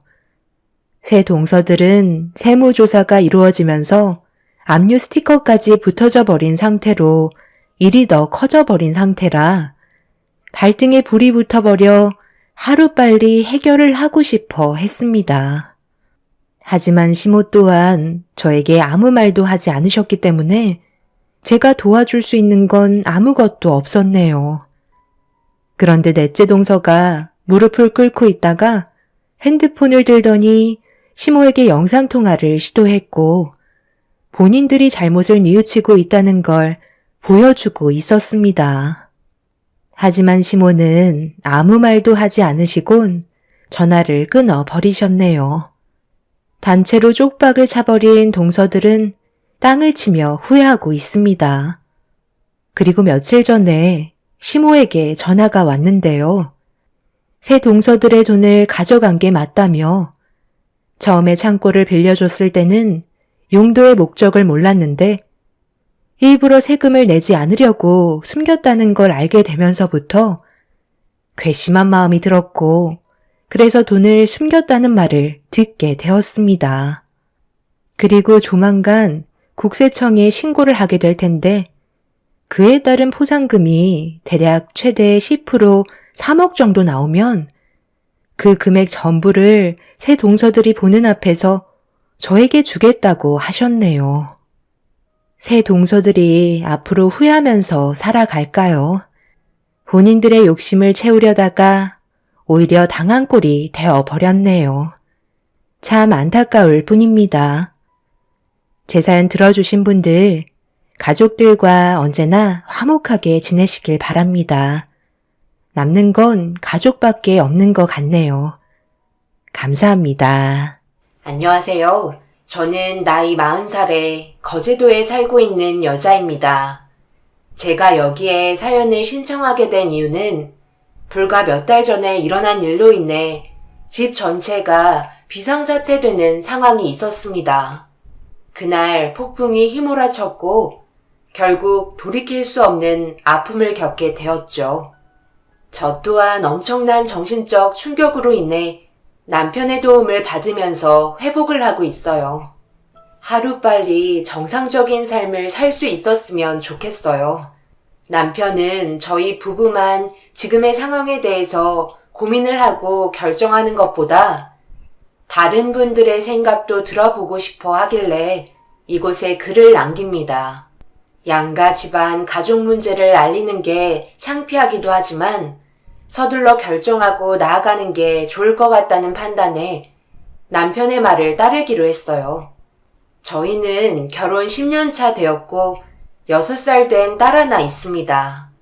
그동안 다른 지방과 별반 다른 것 없는 결혼 생활을 보내고 있었어요. 그런데 도련님이 결혼하겠다고 여자를 데리고 오면서부터 문제가 생기기 시작했어요. 저와 남편이 결혼했을 때와 다르게 도련님은 막내 아들이라서 그런지 상당히 아끼며 키우신 듯 했어요. 머리도 좋아서 의사 생활을 하고 있었죠. 그런데 결혼하겠다며 여자를 데려왔으니 엄청 경계를 하며 이것저것 물어보셨어요.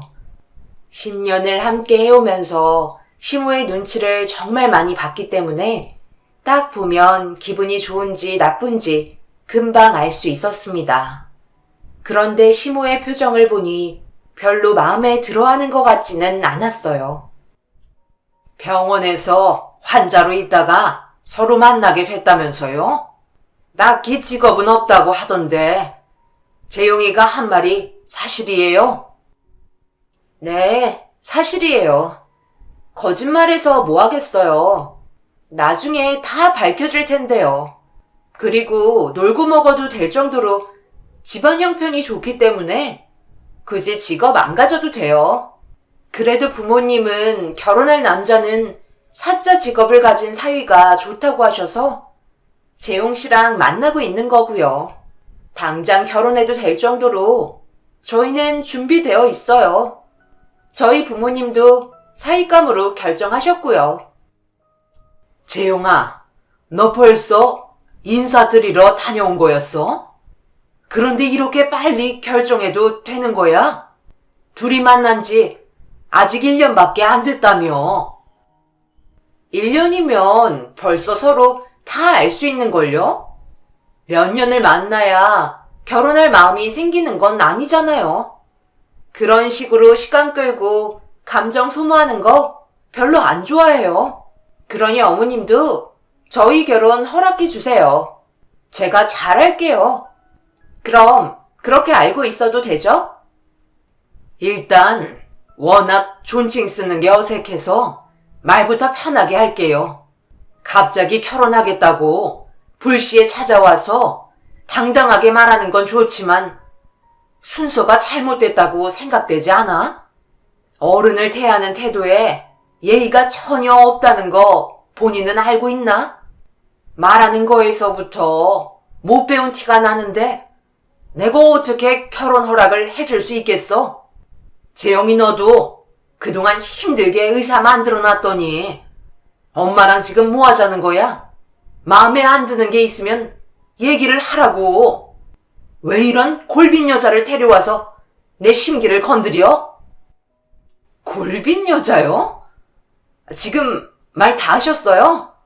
정말 보자 하니까 노인네가 말이면 단 줄 아나? 밖에 나가면 저랑 결혼하겠다고 줄을 선 남자들이 몇인 줄 아세요? 재용씨, 우리는 오늘 여기까지만 해야 될 것 같아. 병원 얘기는 없었던 걸로 하자. 누가 누구한테 매달린다는 거야? 재용씨가 저랑 결혼하자고 매달린 거거든요. 뭘 제대로 알고 얘기를 하셔야지. 결혼하겠다고 도련님이 데려온 여자는 시모의 막말에 상당히 기분이 상해버렸는지 헤어지자는 말을 끝으로 집 밖을 나가버렸습니다. 그러자 도련님의 얼굴은 사색이 돼선 시모에게 모든 게 끝이 났다며 화를 내면서 여자를 뒤따라갔어요. 그렇게 한참 뒤에나 집으로 돌아온 도련님은 집이 떠나갈 정도로 시모를 부르기 시작했어요. 저희도 갑작스럽게 안 좋아진 분위기 때문에 도련님이 올 때까지 기다리고 있었거든요.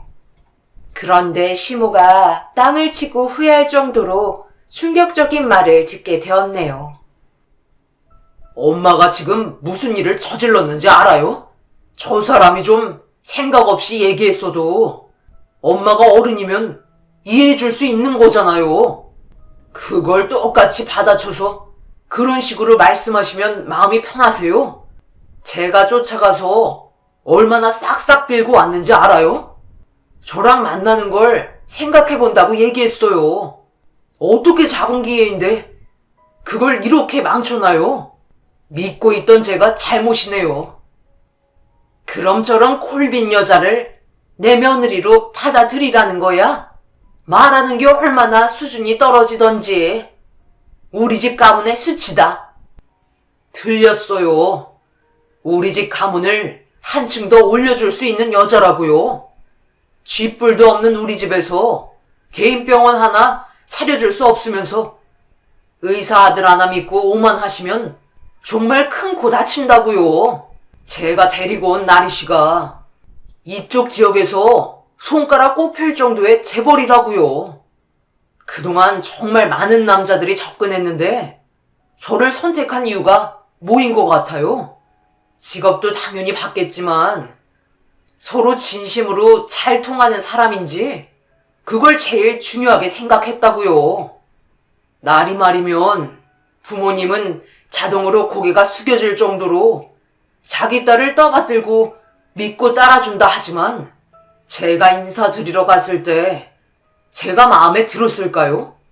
내세울 거라곤 의사 직업 하나인데 그런데도 자기 딸이 사랑하고 있는 남자라고 결혼 허락해 주셨어요. 그런데 엄마는 저를 엄청 깎아내리셨네요.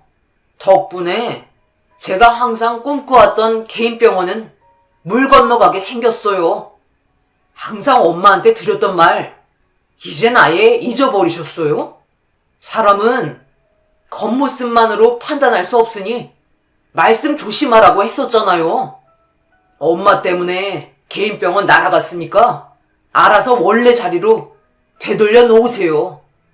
만약 그렇게 하지 못하신다면 엄마와의 인연은 가차없이 끊어버릴 거예요. 아시겠어요? 남편과의 결혼 이후 도련님이 시모에게 화를 내는 모습을 처음 보게 되었어요. 그리고 뒤늦게 들어오신 시부가 난장판이 된 집안을 보곤 또 한 번 발칵 뒤집히게 되었죠. 시모도 잘한 건 없으시지만 그렇다고 도련님 또한 감정 조절 실패로 부모에게 상처되는 말을 하게 되면서 잘못된 행동을 하고 말았어요. 남편은 이성을 잃어버린 도련님의 모습을 두고만 볼 수 없었는지 멱살을 잡고 집 밖으로 끌고 나갔습니다. 그렇게 상황이 마무리된 이후 가족 모두 마음을 진정시킬 수 있었어요. 그런데 상당히 잘 사는 집안인지 개인 병원을 차려준다는 말은 솔직히 좀 충격이었습니다. 의사인 도련님이 돈을 못 버는 편은 아니지만 그렇다고 잘 살 수 있는 환경은 아니었어요. 시부모를 모셔야 하기 때문에 받는 돈으로 여기저기 지출을 하다 보면 저금할 수 있는 금액이 얼마 되지 않는 것 같았죠. 그런데 갑자기 결혼하겠다고 나타난 여자는 개인 병원을 차려주려 했었다는 거에 엄청난 충격으로 다가왔었어요. 얼마나 큰 재력가이면 아무렇지도 않게 그런 말을 뱉을 수 있는지 그저 놀라울 뿐이었습니다. 시모도 개인 병원이라는 말에 동공에 지진이 난 것처럼 흔들리고 있었고 불과 몇 시간 전에 자신이 했던 행동에 대해 후회를 하고 계셨습니다. 그리고 결국엔 시모가 두 팔 걷고 결혼 허락을 받으러 왔던 여자를 찾아가게 되었네요. 혼자 가시기는 두려우셨는지 저와 동행하길 원하셔서 어쩔 수 없이 시모의 뒤를 따라가야만 했어요. 그리고 약속된 장소에서 서로 만날 수 있었습니다. 인사하러 왔을 때와 다른 분위기가 연출이 되었고 온몸은 명품으로 도배가 된 상태로 저와 시모를 훑어보고 있었습니다. 시모는 무슨 말부터 해야 할지 몰라 제대로 말씀을 못하고 계셨는데 답답했는지 여자가 먼저 입을 열었습니다. 갑자기 저는 왜 부르신 거예요? 저와 재용 씨 결혼 허락해 주시려고요? 아니면 다른 용건이 있으셔서 찾아오셨나? 내가 무슨 할 말이 있겠어. 생각 없이 분위기를 흘려버린 내 잘못이지. 제발 우리 아들과의 결혼 포기 안 했으면 좋겠어. 오늘 이 말 하려고 부른 거야. 재용이 지금 출근도 못하고 집에 이 결혼이 무산될까 봐서 끙끙 앓고 있다. 시모는 예비 동서에게 계속해서 사과를 하며 둘의 결혼을 허락해 주겠다는 말을 꺼내면서 상황은 어느 정도 정리가 되고 있었어요. 예비 동서 또한 계속해서 시모가 좋게 말씀하시자 금세 마음이 풀어졌고 어려울 것 같았던 관계는 그렇게 해결을 볼 수 있었습니다. 그리고 그날 이후 시모와 예비 동서는 상당히 가까운 사이가 되었고 씀씀이가 큰 동서에게 계속해서 시모는 기대고 싶어 했어요. 의사 도련님을 둔 집안이었지만 만족할 만한 삶을 살 수 없어서 상당히 많은 걸 바라고 계셨습니다. 그런데 동서는 시모의 의견을 전부 받아주면서 해달라는 건 거의 다 해주더라고요. 그 모습을 보는데 정말 대단하다고 생각했었죠. 살면서 돈에 대한 고민을 하지 않는 사람은 처음 봤었거든요. 그리고 동서는 모두가 한자리에 모여 식사를 하게 된 날 중앙 테이블에 의미를 알 수 없는 열쇠 3개를 올려놓았고 하나하나 설명을 해주는데 말도 안 되는 사실에 입이 떡 벌어지고 말았네요. 저희 부모님은 의사 사위 하나면 된다고 아무것도 바라지 않으셨어요. 결혼 준비부터 시작해서 모든 건 저희 쪽에서 준비할 테니 아버님, 어머님은 아무것도 안 하셔도 돼요. 이런 거 하나하나 신경 쓰는 거 골치 아프시잖아요. 저도 의사 남편 둬서 의미 있는 데에 돈 쓰는 거 전혀 아깝다고 생각되지 않아요. 앞으로 태어날 2세가 재용 씨 유전자를 전부 물려받을 거 아니에요. 그럼 우리 집안도 사자 집안을 만들 수 있겠죠. 저희가 바라는 건 그거 하나예요. 그래서 이건 혼수 물품인데요. 하나는 한강뷰가 보이는 아파트 열쇠, 그리고 하나는 재용 씨가 앞으로 타고 다닐 명품차 한 대와 마지막으로 이 열쇠는 현재 한창 공사 중인 재용 씨 개인 병원 건물 열쇠예요. 혼수품으로 간단하게 준비해봤어요. 저희 입장에선 별거 아니지만 그래도 이 정도는 해드려야 재용 씨와 함께할 명분이 생기죠. 그리고 마지막으로 하나 더 있는데요. 이건 앞으로 아버님, 어머님께서 새로 살게 되실 연희동 200평대 전원주택이에요. 마음에 드실지 모르겠지만 내일 저랑 집 구경하러 가실래요? 동서의 충격적인 혼수품은 엄청난 것들이었어요. 그런데 제가 봤을 때 너무 과하다는 생각이 들어 그때부터 동서의 행동을 의심하게 되었어요. 둘이 정말 사랑해서 결혼한다 하지만 한쪽만 모든 걸 준비하는 것도 모자라 동서가 그날 테이블 위에 올려놓은 열쇠들만 합쳐도 몇백억은 될 것 같은 금액이었죠. 시부모님도 처음엔 당황하셨지만 눈앞에 보이는 것들에만 정신이 팔리셔선 굳이 의사 사위 하나 데려가려고 이 정도로 호의를 베푸는 동선의 집안을 조금도 의심하지 않았습니다. 저는 남편과 집에 돌아와서도 신경 쓰였던 행동들에 계속해서 의심을 품었고 그건 남편도 저와 같은 마음이었어요. 그래서 시부모님과 개인적으로 따로 만나 어떤 생각을 가지고 계신지 알아보기 위해 약속을 잡고 여쭤보게 되었죠. 너 지금 나한테 그렇게 얘기해서 뭘 어쩌자는 건데? 그럼 저 집안이 사기꾼 집안이라도 된다는 거야?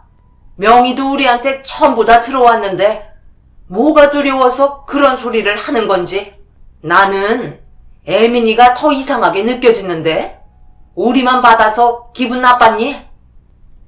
어머님, 그게 아니잖아요. 의사 사이 얻는 거 당연히 좋을 수 있어요.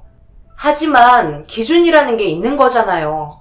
동선회에서 아무런 조건도 따지지 않고 물 쓰듯 너무 퍼주는 게 이상하다는 거예요. 저만 이런 생각을 가지고 있던 게 아니라 이 사람도 저와 똑같은 마음이라고요. 지금 앞에 놓인 물질들만 보시는 것보다 동서 집안이 정확히 어떤 집안인지 알아보실 필요가 있을 것 같다는 거예요. 어머님이 동선의 가족이 뭐 하냐고 물어보셨을 때 그냥 물류 쪽에서만 일을 한다고 했지 자세히 말을 해주지는 않았잖아요.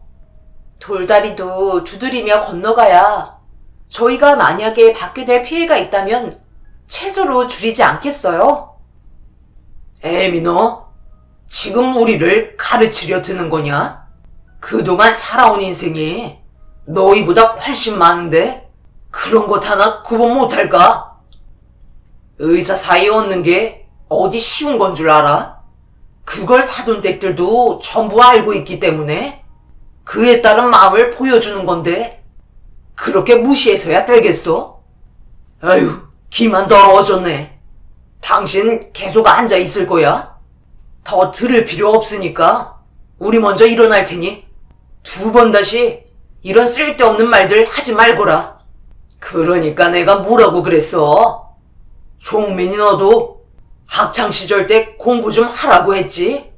기껏 키워놨더니 공돌이나 하고 있으니 저런 마누라를 얻지 못하고 결혼생활 내내 궁핍하게 사는 거 아니냐?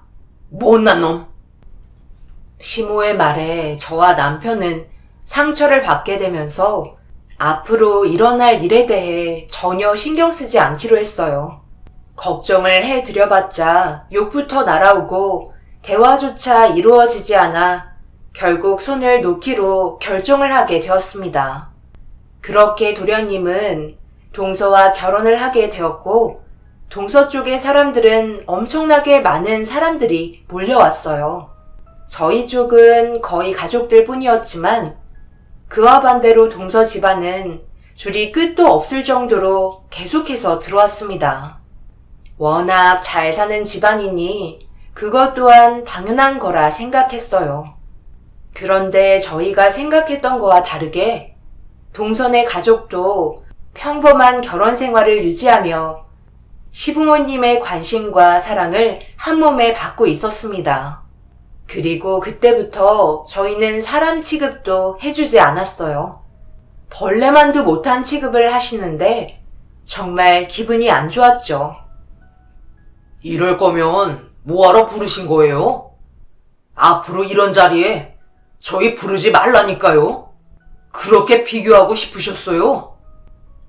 아들, 무슨 말을 그렇게 섭섭하게 하는 거야? 비교라니? 너희들이 언제 이런 곳에 와서 숟가락 떠보겠어.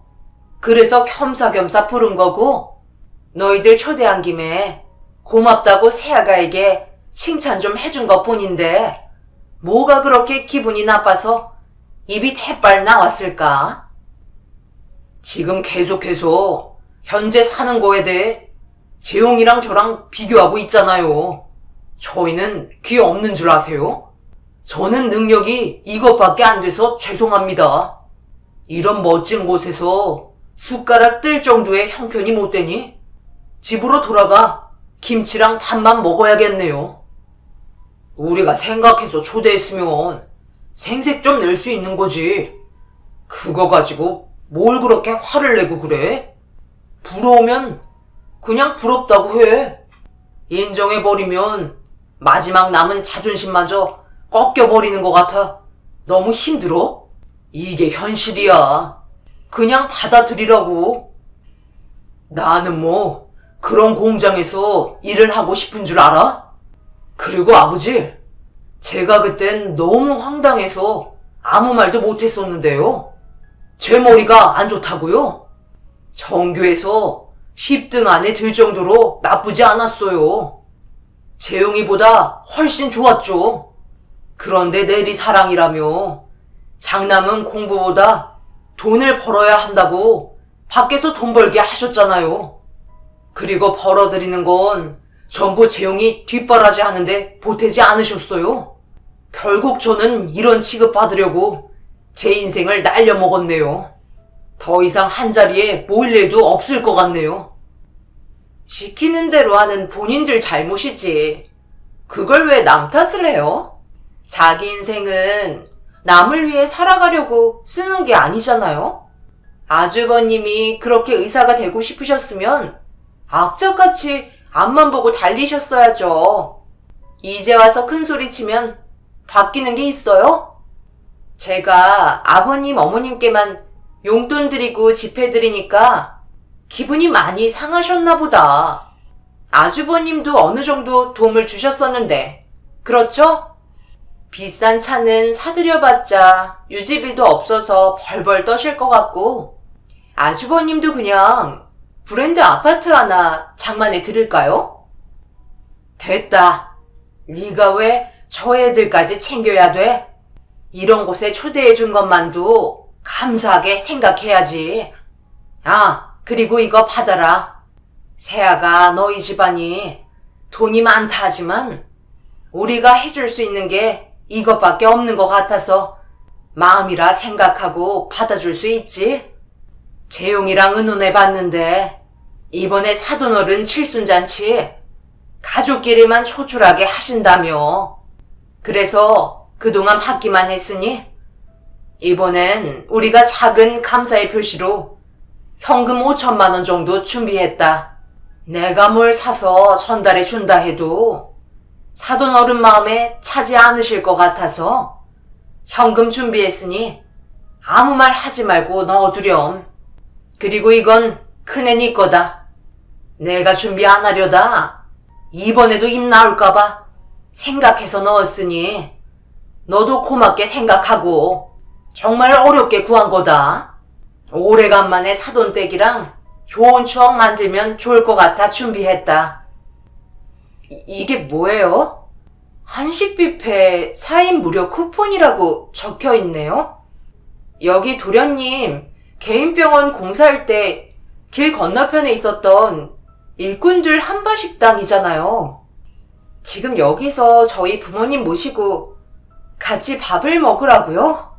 어머님, 진짜 너무하신 거 아니세요? 내가 너랑 뭘 하겠냐.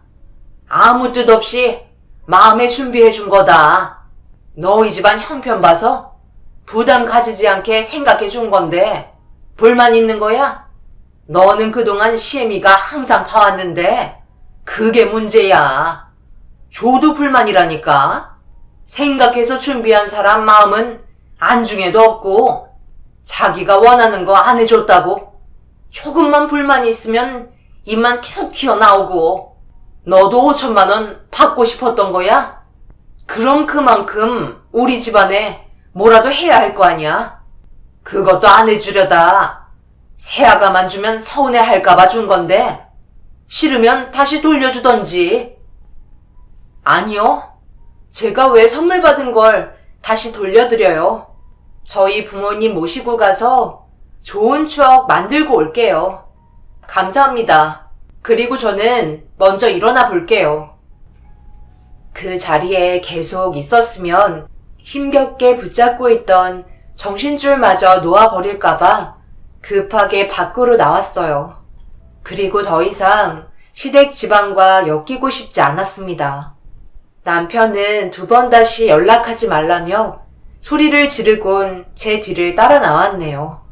살면서 이런 비교를 당해본 것도 처음이었지만 시모의 행동은 그동안 우리 부모님을 한식 뷔페 쿠폰 정도로만 생각하고 계셨다는 거에 너무 화가 치밀어 올랐어요. 사람의 앞날이 어떻게 될지 아무도 모르는데 시모는 그동안 제가 시집살이 하면서 노력했던 건 전혀 생각하지 않고 당연하게 받아들이고 계셨던 것 같아요. 그날 너무 서러워 몇 시간 동안 눈물을 흘렸어요. 저희가 그렇다고 못 사는 형편도 아니었고 먹고 살 걱정 없이 평범하게 잘 지내왔었는데 그동안 시모가 원하는 만큼의 욕구를 채워드리지 못했던 점에 대해 알게 모르게 불만이 쌓여 있으셨는지 재산이 많은 동서가 시집 오면서 속으로만 생각했던 마음을 표출하신 듯 싶었습니다. 그리고 하필 그날 친정엄마가 연락도 안 하시고 양쪽 손에 한가득 보자기로 싸온 반찬들을 들고 집 앞에 서 계셨어요. 그 모습에 눈물을 안 흘릴 수가 없었죠. 결국 주저앉아 흐느끼고 있으니 엄마가 당황해 하셨고 남편이 좀 전에 있었던 상황에 대해 설명해 드렸어요. 침착하게 모든 걸 듣고 계시더니 갑자기 저에게 한식 뷔페 쿠폰을 달라며 손을 내미셨고 쿠폰을 건네드리자 저를 일으켜 세운 뒤 저녁은 한식 뷔페에서 해결하면 좋을 것 같다고 아빠에게 위치까지 알려드리며 그곳으로 향했습니다. 야근을 하려고 저녁을 드시는 분들이 계셔서 저녁 늦게까지 식당 문이 열려 있었지만 그곳에 가고 싶지 않았어요. 하지만 엄마는 사람 사는 거 다 똑같다며 오히려 그런 곳이 음식도 더 잘하고 맛있다면서 제 손을 잡고 남편 차에 태웠습니다. 가는 동안에도 계속해서 싫다고 얘기했지만 엄마는 아무 말도 하지 않으셨어요. 그렇게 한식 뷔페에 도착을 하니 아빠가 먼저 도착해 계셨습니다. 그리고 저희는 모두 접시에 음식을 담은 뒤 한자리에 모여 앉아 식사를 하려는데 엄마가 이것도 기념이라면서 모두 모인 사진을 몇 장 찍으셨고 엄마는 음식을 맛있게 드셨습니다. 계속해서 알 수 없는 행동을 하시더니 식사가 끝이 나고 핸드폰으로 무언가를 한참 동안 작성하시더라고요. 뭔가 싶어 옆에 앉아 보려고 하는데 엄마는 전송 버튼을 누르셨고 자세히 확인해 보니 시모에게 저희가 한식 뷔페에 모여서 찍은 사진 한 장과 장문의 글을 적어 답례 카드를 보내신 거였어요. 사돈, 저희 가족을 생각하셔서 이렇게 공짜로 식사를 할 수 있는 쿠폰을 주셔서 감사합니다. 덕분에 많은 추억을 만들 수 있었던 것 같아요. 지금 상당히 행복하시다고 제 딸에게 말씀 많이 들었습니다. 그 행복이 오래 가셨으면 좋겠어요. 제가 이렇게 답례 카드를 전달하게 된 이유는 저도 받은 만큼 무언가를 드려야 하는데 아시다시피 저희 집안이 워낙 못 살잖아요. 사부인이야 워낙 잘 살고 계시니 그 기준을 맞춰드리지 못할 것 같아 좀 전에 제가 목격했던 상황을 알려드리면 상당히 만족해 하실 것 같아 고민하다가 털어놓습니다. 제가 사위가 좋아하는 반찬 좀 만들어서 사위 집으로 가고 있는데 사부인의 막내 아드님 병원에 수십 대의 봉고차가 서 있더라고요. 너무 무서워서 고개를 숙인 채 그 길을 지나가는데 차에 타고 있던 한 사람이 사부인 막내 며느님 얘기를 하는 것 같더라고요. 그리고 어디에 있는지 위치를 파악한 것 같던데 제가 봤을 때 봉고차에 타고 있던 사람들 온몸에 그림이 그려져 있었네요. 무슨 말을 하는지 대충 아실 거라 생각합니다. 늦은 저녁인 만큼 밤길 조심하시는 게 좋을지도 모르겠어요. 제가 보낸 답례 카드가 마음에 드셨으면 좋겠네요. 엄마가 보낸 답례 카드 안의 내용을 보면 상당히 심각해 보였어요. 그리고 잠시 뒤 시댁 집안 전체가 비상사태로 바뀌면서 초토화가 되고 말았습니다. 시모는 남편에게 계속해서 전화를 했지만 받지 않았고 저 또한 받지 않았어요. 그리고 저희 부모님은 핸드폰 전원을 꺼버리셨어요. 그런데 남편에게 문자 한 통이 도착했고 읽어보는 순간 시모가 얼마나 위급한 상황인지 알 수 있었습니다. 아들, 내가 정말 미안하다. 제발 경찰에 신고 좀 해주거라.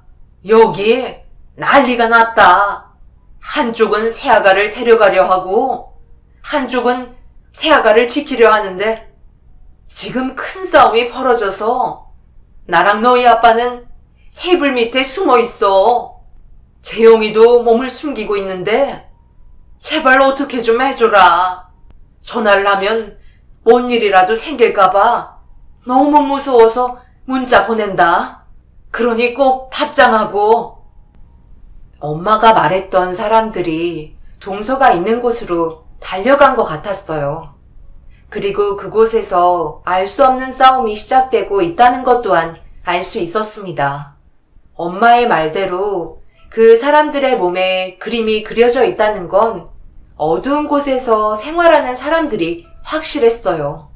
분명 동서와 연관이 되어 있기 때문에 싸움이 난 거고 저희는 일단 경찰에 신고를 해야 하는 게 맞는 것 같아 식당의 위치를 알려준 뒤 급하게 현장으로 달려가려는데 반대편에 도련님의 차와 봉고차 몇 대가 병원 앞에 멈춰 섰습니다. 그리고 꽤 많이 다친 사람들이 줄지어 내렸고 도련님의 인도에 따라 모두들 병원으로 들어갔어요. 무슨 상황인지 확인하기 위해 부모님은 차에 계시게 하고 남편과 함께 병원으로 들어갔습니다. 입구에서 벌써 몇 분이 다친 몸으로 아무도 들어가지 못하게 버티며 서 있었고 병원 안쪽에선 누군가 소리를 지르고 있었습니다. 입구 앞에 있던 덩치 큰 사람에게 가족이라고 설명하니 들여보내주긴 했는데 치료실에서 도련님의 목소리가 들렸어요. 그리고 그걸 듣고 있던 저희는 경악을 하고 말았네요. 내 동생이랑 결혼했으면 이 정도는 감수해야 되는 거 아니야? 우리가 괜히 의사 사이를 얻은 줄 알아? 정신 똑바로 차리고 여기에는 모든 사람 빨리 응급처치해. 너는 남자가 돼가지고 내 동생을 다른 남자가 데려가는데 그게 무서워서 테이블 밑에 숨어? 네가 그러고도 내 동생의 남편 될 자격이 있다고 생각해? 이번 일은 그냥 넘어가지 않겠어. 갑자기 급습하는 바람에 우리 쪽 사람이 많이 다쳤으니까 병원에서 계속 상주하고 있어.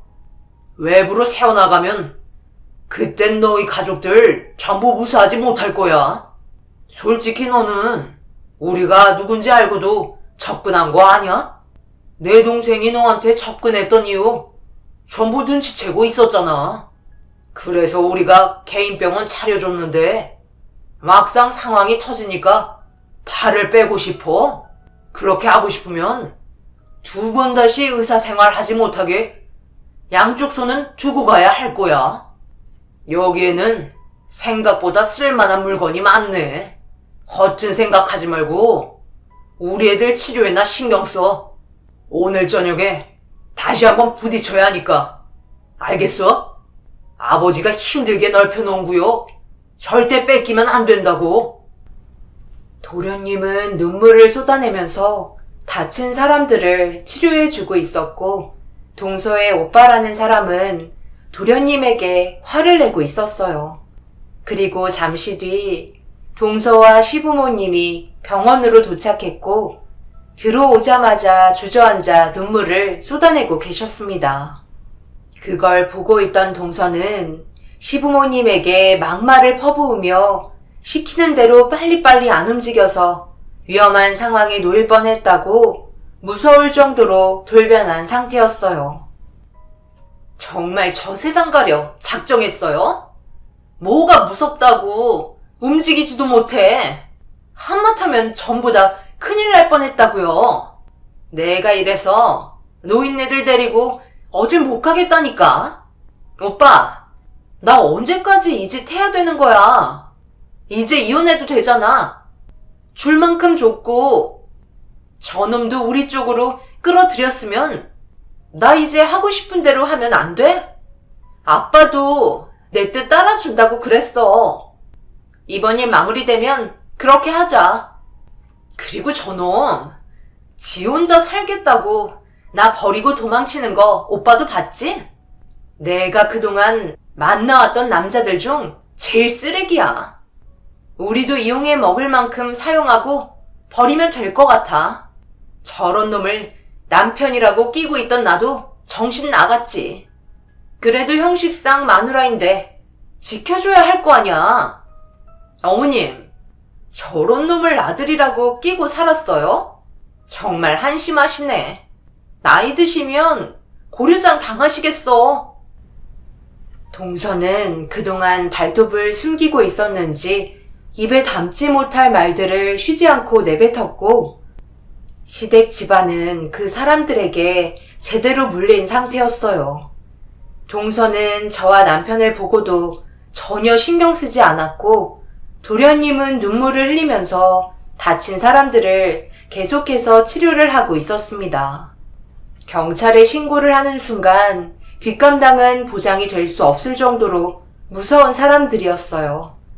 그런데 밖에서 경찰차 사이렌 소리가 들려왔고, 동서와 오빠라는 사람은 급하게 자리를 피했습니다. 그리고 뒤이어 경찰분들이 병원에 올라와 다친 사람들을 보고 경악을 했지만 당장 어떻게 할 수 있는 방법은 없었어요. 치료를 받아야 했기 때문이죠. 그리고 저희 부모님이 경찰의 뒤에 몸을 숨기며 상황을 지켜보고 계셨습니다. 차에 계시다가 저희와 연락이 되지 않자 경찰에 신고를 하시게 된 거였고, 상황은 대충 마무리가 되어가는 듯 했어요. 저희도 경찰서에 가서 진술을 해야 했기 때문에 현장에 있는 사람 모두 경찰서로 향했습니다. 그리고 동서와 오빠라는 사람도 멀리 가지 못하고 잡히게 되었네요. 그 사람들은 전부 어두운 곳에 몸담고 있는 사람들이었고, 이런 싸움들이 잦았는지 개인적인 의사가 필요해 도련님한테 접근한 거였어요. 결국 시댁 집안이 받았던 건 전부 어둠의 손으로 만든 거였고 압류를 당하고 말았습니다. 한순간에 빈털터리가 되어버렸지만 문제는 이혼을 한 이후에도 두 발 뻗고 잘 수 없다는 거였어요. 저희는 크게 연관이 없어 해당되지는 않았는데 도련님은 개인적으로 계속해서 동서 집안에 불려가는 듯 싶었습니다. 지시를 따르지 않으면 시부모님과 자신에게도 문제가 생긴다는 걸 계속 입김을 불어넣은 것 같아 보였어요. 본인들이 선택한 결정들이었기 때문에 저희가 어떻게 해줄 수는 없었습니다. 저도 6살 된 딸이 있는데 모두를 위험에 빠뜨릴 순 없었으니까요. 이사를 하긴 했지만 항상 불안한 마음은 계속 가지고 있네요. 도련님과 시부모님은 자신들의 선택에 후회를 하고 있는 중입니다. 하지만 경찰에 신고를 하지 못하고 있어요. 보복이 두려운 것 같아 보였습니다. 여러분들께선 지금의 상황을 어떻게 처리해야 할지 조언해 주실 수 있으신가요? 한편으론 잘 됐다 싶다가도 한편으론 마음이 무겁습니다. 하지만 남편과 제 딸에게 피해가 가는 일은 하고 싶지 않아요. 많은 의견 들어보고 싶네요. 제 사연 들어주신 분들, 오늘 하루도 좋은 일만 가득하시길 바랍니다. 감사합니다.